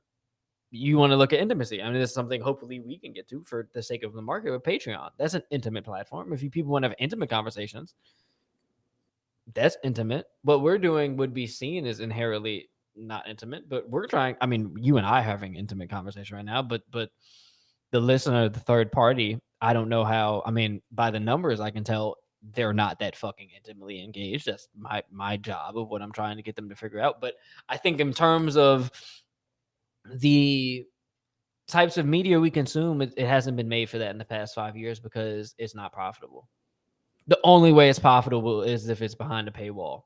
People pay for the intimacy now, the Patreons of the world, the OnlyFans of the world. I mean, the fact that there's a subscription model for exclusive content, we can take what we're doing here that we're providing for free to the masses and put a paywall behind it because people will pay for it. Inherently, because the exclusivity, because that makes it feel more intimate. And because people aren't getting intimacy in their day-to-day lives as much as because and that's when the producer's problem comes. So and that's why it's cyclical. So I don't blame one party, but that's where the producer issue comes in of, hey, and I don't espouse this. I don't believe this. And this is one of the big reasons why I so bad want to break into this fucking industry is because I don't believe in, hey, because I'm really giving good content on my paid platform because people want to support artists and as an independent artist, as independent curators and people that are taking time and money that we spend to curate this and make this, we want to see profits derived from this if people appreciate it. But I'm not going to sacrifice my free content, my public content for right. That concept of I have something that I have a public facing and a private version of it, and I'm going to sacrifice my public for the private. That's not something I espouse, and just wasn't raised like that, business wise or morals or ethics wise. That was a huge thing, and that was a huge boom in the media thing. It's like, well, because nobody's paying for it, when people do pay, you need to make the paid part even more special. And the way that people knew how to do that because the talent ran out because you had digital mediums was like, well, let's just make it feel more intimate. Let's do tiny desk.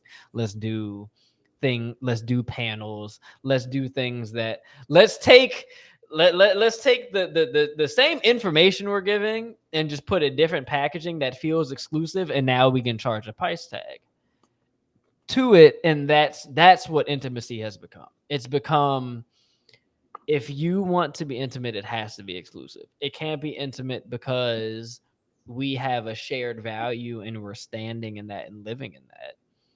It's because I understand something that we have a shared understanding that nobody else can have, and we're sharing a moment together.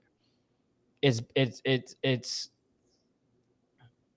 individualistic.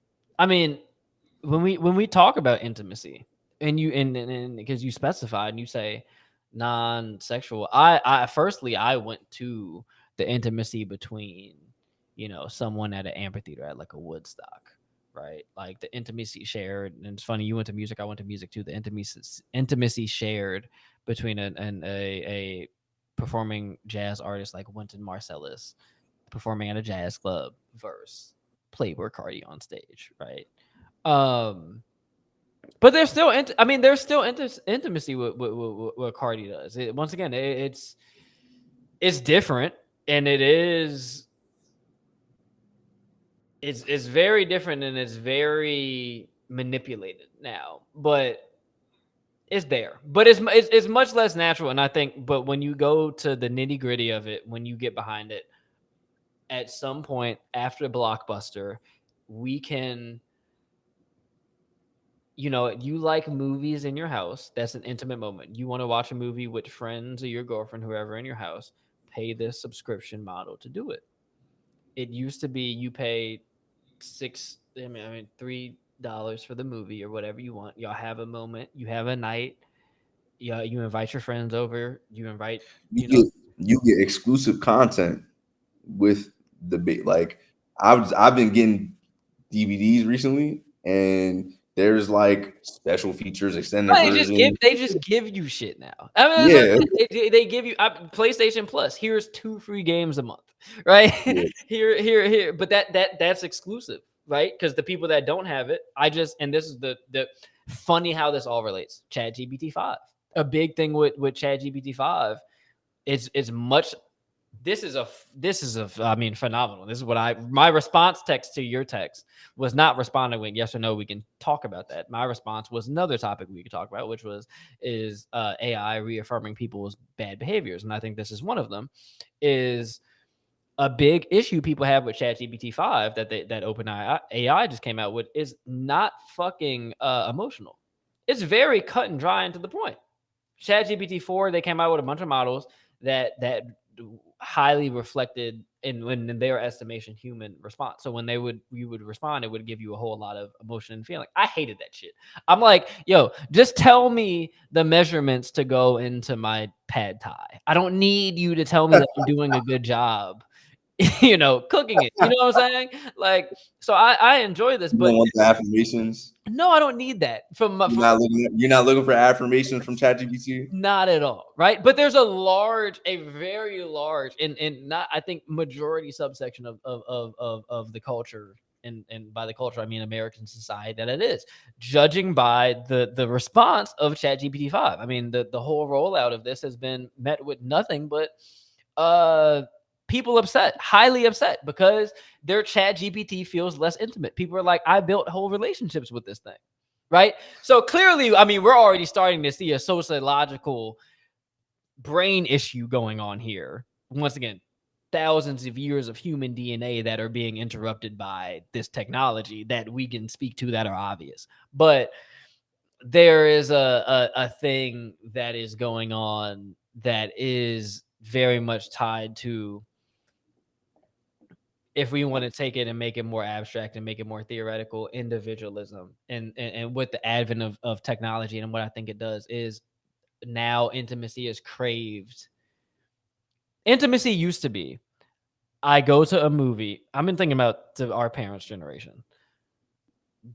Hey, I think this girl is cute. I saw her at the bar, at a dance, whatever. Imagine this. We went to a communal dance or fucking roller skating rink. I saw this girl I think is cute. Hey, can we go to a movie? That's a very fucking public setting. So you need to know how to behave in public with someone else, right? Look at all of the social considerations that you have to take to do all of this. You have to approach said person, right? All of that is gone. Intimacy now is how I want it to be when I want it to be. And I think that's antithetical to the idea of intimacy, because if it's between two people, the whole point of communication is the basis of a relationship. And I have to consider what other said person feels about said relationship for us to explore an intimate moment. And a machine can't replicate that. So that's the disconnect I feel as me and Richie about to put out this album. I'm thinking all the time, how is the audience going to feel? We make the music to make it to play live. We don't make music to, we come from New Orleans jazz. We make music for it to be played live. We don't make studio records for it to be recorded. If I hope y'all want to blast this in your car. That's great. But we make it to be performed live. We're making it for an intimate setting. But when you default to the default, presets of what am I making a set art for, everything is for the digital format. Everything is for digital consumption. And the only way people have found so far to make something feel intimate is to make it feel exclusive by proxy of a paywall. You have certain people who, you have things like spam accounts. You have things like accounts that like why do we have a close friends when Instagram, we're supposed to be following people that are our friends. We're supposed to be following our friends. Why do we have a close but friends? Isaiah, you have once again, I can sell you subscription tiers. You have a close friends, and then you can subscribe. Right? So why give you the regular cable package when I can give you this bundle and this bundle and this? These are better ways that I can funnel your behavior towards what I want it to be. So, and the trade-off for you is you don't feel more intimate when you're on somebody's close friends versus when you're on their regular story. You're telling me when you see that green star, you don't feel like, oh my God, I'm really seeing this person's real life. They really care about me. You don't feel that way? Yeah, nah, for sure. Because everybody that adds me to their close friends, I feel that way about. Like, oh my God, that's gang for real. That's my person. Nigga, I literally this morning, I was on the phone with Richie, just scrolling through Instagram. I'm like, why the fuck am I on this person's close friends? It's people I don't even speak to. that Yeah. don't speak to me, that don't even like me, Yeah. that I'm on their close friends, and I'm viewing things that they want people, you know. So I think that's the idea. And lastly, to land the plane, and we just riffing. Who cares? This is intimate. If this is intimate, though, I mean, this is real. The other thing of things being so curated, wow, curated, things being so curated, things being so edited now, things being and having to be instantaneous and how the consumer wants it to be. If I'm the consumer and I want something to be intimate, I want it to be intimate in how I can be. That's why I go to, once again, I go back to, you had to go to a movie. You had to ask the girl out. You couldn't control the environment. You meet somebody, you meet a girl at a bar and you want to ask her out to a movie. You can't control the environment of the bar or the movie. Somebody, it could be a child in the movie theater screaming the whole time, right? Now it's like, yo, if I want to do the exact same process, I want to meet a young lady and watch a movie with her, I can filter out every single thing I want in this young woman via Bumble. And Yeah. then I can sit at home and then I can invite her to my apartment and I can sit at home and I can pick what the fuck ever movie I want to watch immediately when I want it. No ads, no nothing, nobody else. I have so many, I get to be in control of what I want. And the consumer wants that. Mhm. The consumer wants that. The flip side of that, and the part that you have to come with it, is a lack of public space intimacy. This goes back to the individualism versus you know, community thing that we speak about of, do you want your concert to be that are you at the concert? Or when we were at the Baby Keem concert, we were fucking turned. How many people were at the con? And it's so funny. The way that came about was I had some extra tickets and I was like, do you want to slide? I was already gonna go, and I was there with Paul. I was in a whole different section, and I came down to see you. When I was in Paul with the section I was in Paul with was completely different than how we were, right? Because Mhm. when I'm there, I'm at a different view. I'm at angles. Everybody's taking videos because the angle we're at. You and I was much closer, so we had to be on some live energy. We could feel it. But you get to choose now. Back in the day, you didn't get to choose. You showed up to the concert to hear James Brown and listen to the goddamn music and dance. Now I can choose to record it. I can choose to be on my phone. I can choose to pay attention to the parts I want to pay attention to. There's just so much human choice and so much choice for the consumer to choose how they want to engage with it. They get to the ultimate choice of what's intimate or not.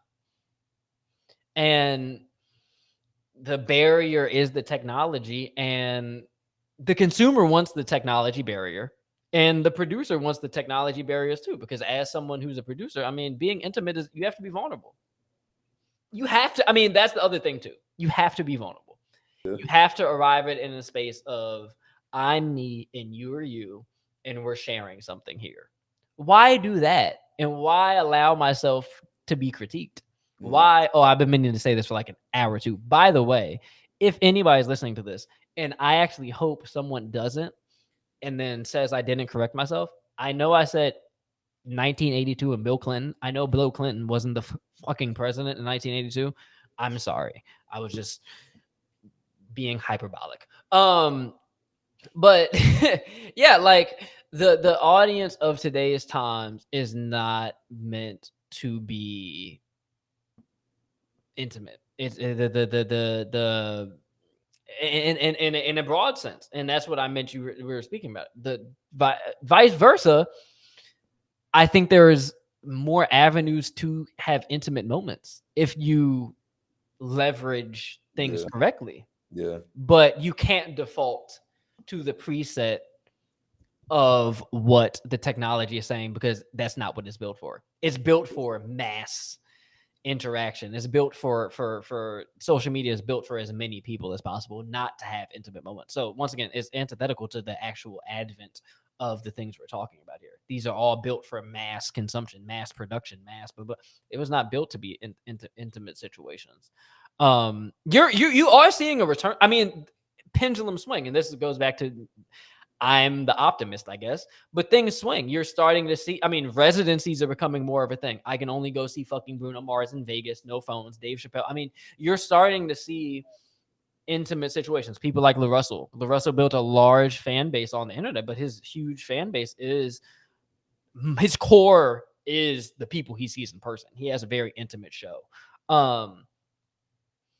People show up to Taylor Swift because they feel an intimate moment. People love Billie Eilish because they feel an intimate moment. It's this juxtaposition with these megastars. The Weeknd, who just, and Chris Brown, who are going on massive tours right now. People are loving this Chris Brown show because they're like, yo, he's providing so much value to me. People feel personally attached to how much they're giving to him.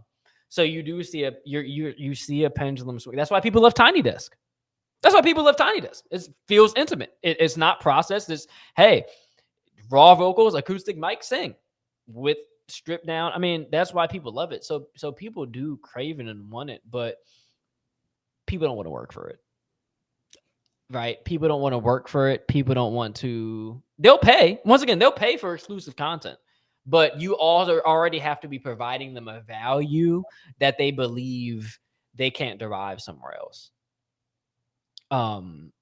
And that's why people default to, okay, I'm gonna hide my intimate content because they're like, well, if I'm giving it for free, it's like, well, if your shit was really that valuable, you do it. And when we do the fucking PC goddamn Patreon, it's gonna be some different shit y'all can get, but it's gonna be the same.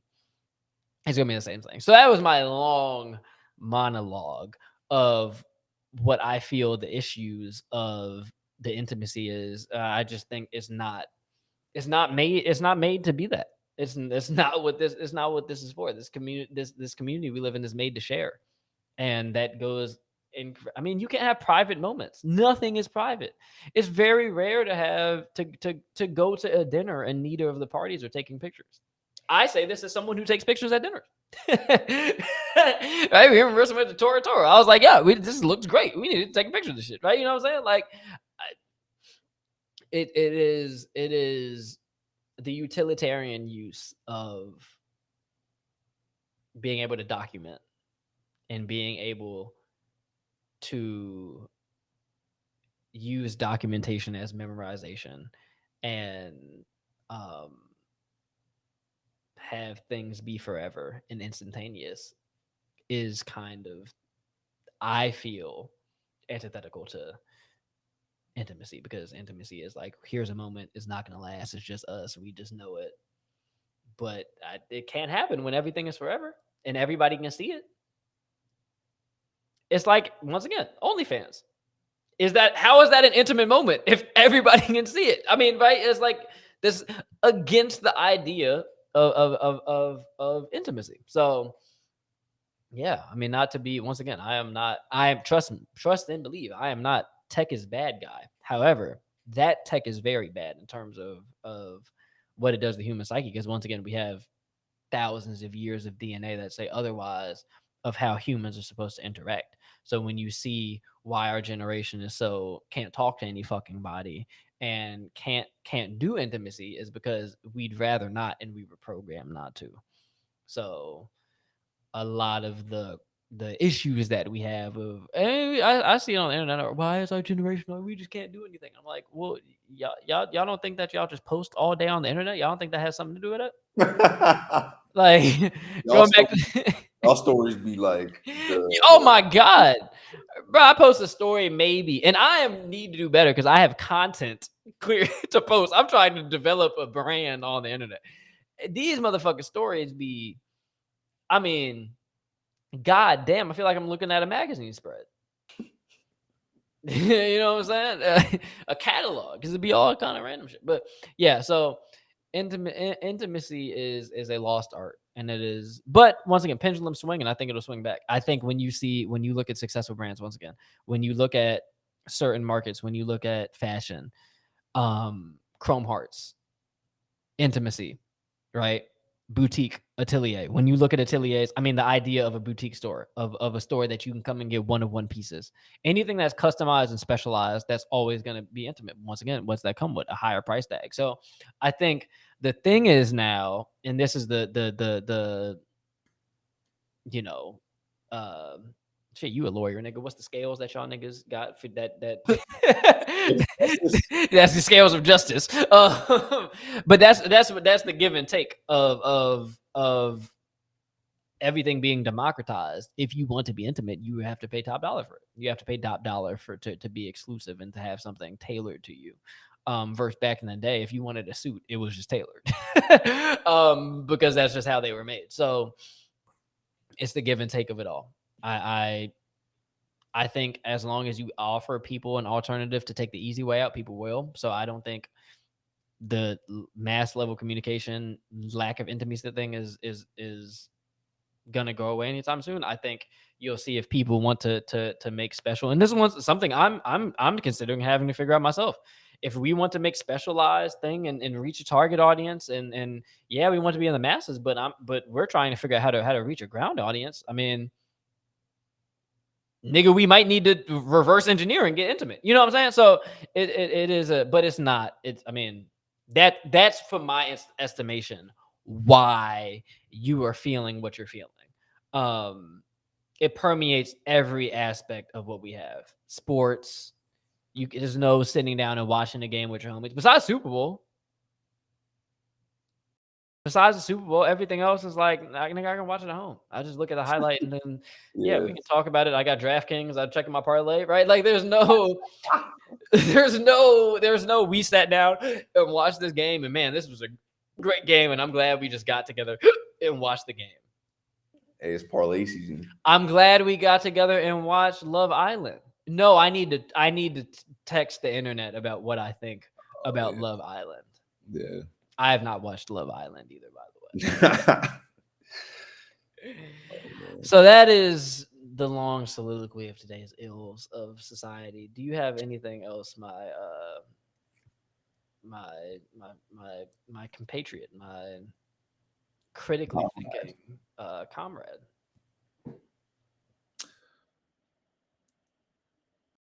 Are you scared? Are you how nervous are you? Are you actually nervous, or in what context? In the context of like, you feel as if and nigga, what you in terms of like, nigga, do you feel as if we will be okay in the society? Like we can continue, you and I as us friends can continue to go about life how we are going about life and continuing to put forward the steps that we put forward, and that there will be a semblance of society that we can contribute to. Let's just say after the end, I got 2 years left out here, and you got what 2 years left, and how many years you got left? 1.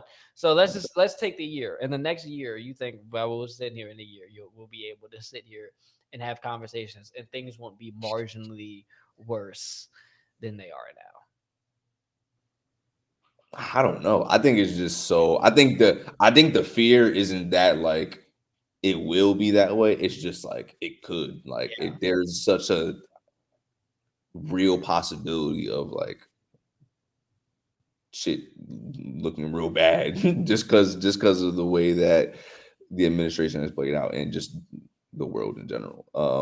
That doesn't mean it's always going to be like that. You know, like you said, I believe in pendulum swings as well. But there is something to be said about like foundationally things being shifted significantly, and then having to sort of find ourselves as individuals, as individual communities, as a community in this country, and as a nation, as a national community, and as a global community, like what life looks like for us going forward, because it's not going to be the same with the advent of technology, with a fascist regime like in power right now as the most powerful country in the world. So maybe. Yeah, but and then there's that. and so like I say all I have to say, I'm confident that shit is gonna be fine. It's just fine is gonna have to be in the context of some new like paradigm that we're not used to. That's what I think. But it could be different. Maybe you should just go back to whatever normal was. It's a nice. It's not Yeah, yeah. And I think that's what the unsettling, uncomfortable part is. And it's the same thing with like COVID. Nothing's gonna be the same. Nothing's gonna be like pre-COVID normal ever again. Like that's just not, that's just how traumatic events Mhm. work. They don't leave you with the ability to access the experience that you had before the traumatic experience happened. It fundamentally changes your ability to experience things going forward. And so there's going to be a new normal. There's going to be a new fine. It's just up to us to figure out what that new normal, that new fine is. And I would like it to be with a bunch of compassionate individuals having intimate discussions. Um, and yeah, that's what we're trying to do here. Fuck being right. I don't think I'm right about anything. I don't know what the fuck. I don't know what the fuck we just talked about for 2.5 hours. That was very beautifully said though. What you just said that was great, man. That's great. That's why you get paid the big bucks, bro. Right. This podcast is sponsored by nobody. If you would like to sponsor these two niggas speaking, nigga companies that exist, black companies that exist, please sponsor Poetically Correct. Oh, you said the last thing that I wanted to say, or Mhm. people would fuck Jerry Jones. I've been wanting to get that off my chest for a while. You have told me that, and I am in full support of that, of you getting off that chest and the sentiment as well. Poetically Correct stands behind that.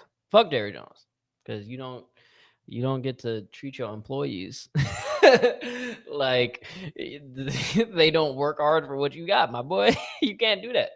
That's not rule number one of running a company. Do not treat your employees like shit. I'll just say that.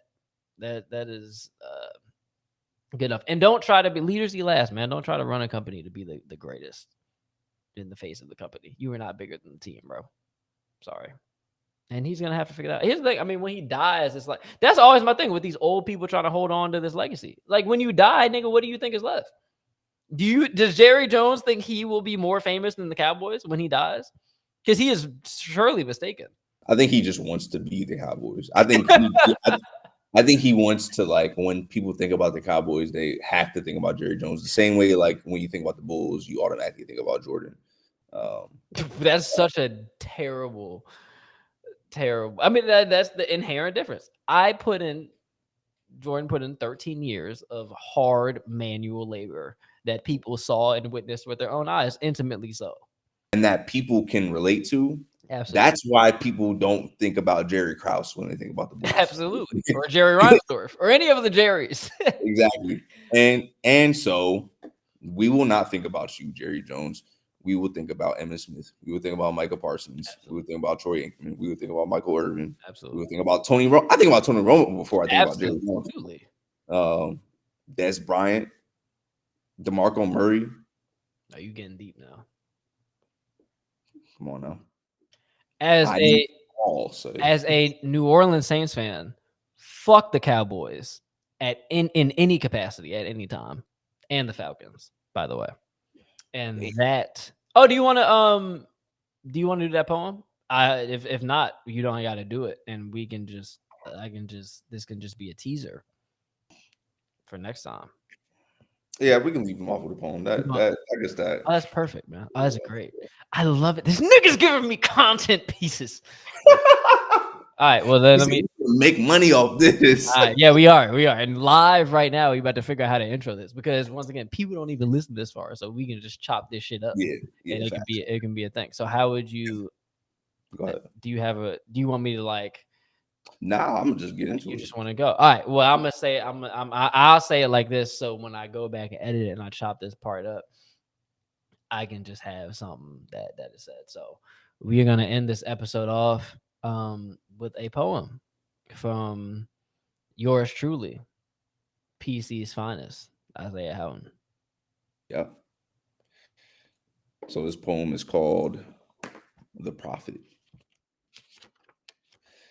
The prophet told me, Get up and get to work so that your hands may be useful. I always listened to the prophet. He always knew best, though his motivation was brutal. With each request, I grew eager to serve the prophet. I felt like I was his pupil. The prophet controlled the future, so I did everything for the prophet. All I wanted was to earn his approval. One day, I asked him what would come of my life. The prophet promised me jewels. He told me to keep going. The prophet convinced me that my work would be crucial. Little did I know that the prophet's words were untruthful. Little did I know that the work he gave me was futile. I did it all for the prophet. I thought our relationship was mutual. I did it all for the prophet. But I always knew something was unusual. See, the prophet has always seen me as usual. I once believed the prophet cared about me, yet this thought was delusional. The prophet worked me to death, but he won't even be at my funeral. That's it. Yeah, boy. Yeah. Yeah, that's real. That's what we talking about, baby. That's what we talk. That's why we do this. That's right here why we do this, man. We changing. Hey, we don't know where the pendulum gonna swing, but I can tell you what, I'm gonna be on that seesaw like a motherfucker. Boy, we about to come on, bro. Come on, bro. This is the next game. I keep saying new renaissance, baby. This is the new renaissance. We about to get back to all that. This is what's necessary. We have to. We have to. We have to get back to poetry. We have to get back to the written forms. We have to get back to the analog world, bro. That's the only way to counteract all of that. So my brother out here writing poetry, spitting that real shit. Y'all need to listen, man. And that nigga actually educated on this legal shit too. That nigga changed. You changing the game, bro. Trying, man. You changing the game, man. If you listen this far, you're a real one. Absolutely. We appreciate you. And if you didn't listen this far, fuck you. But you will one day. But you will one day. With that being said, I am Marcus Conley. I am Isaiah Houghton.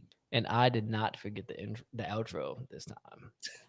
And this is Poetically Correct. And we will talk to y'all when we talk to y'all. Keep it PC and keep being, thoughtful and all that stuff. Think critically. Of course. As always.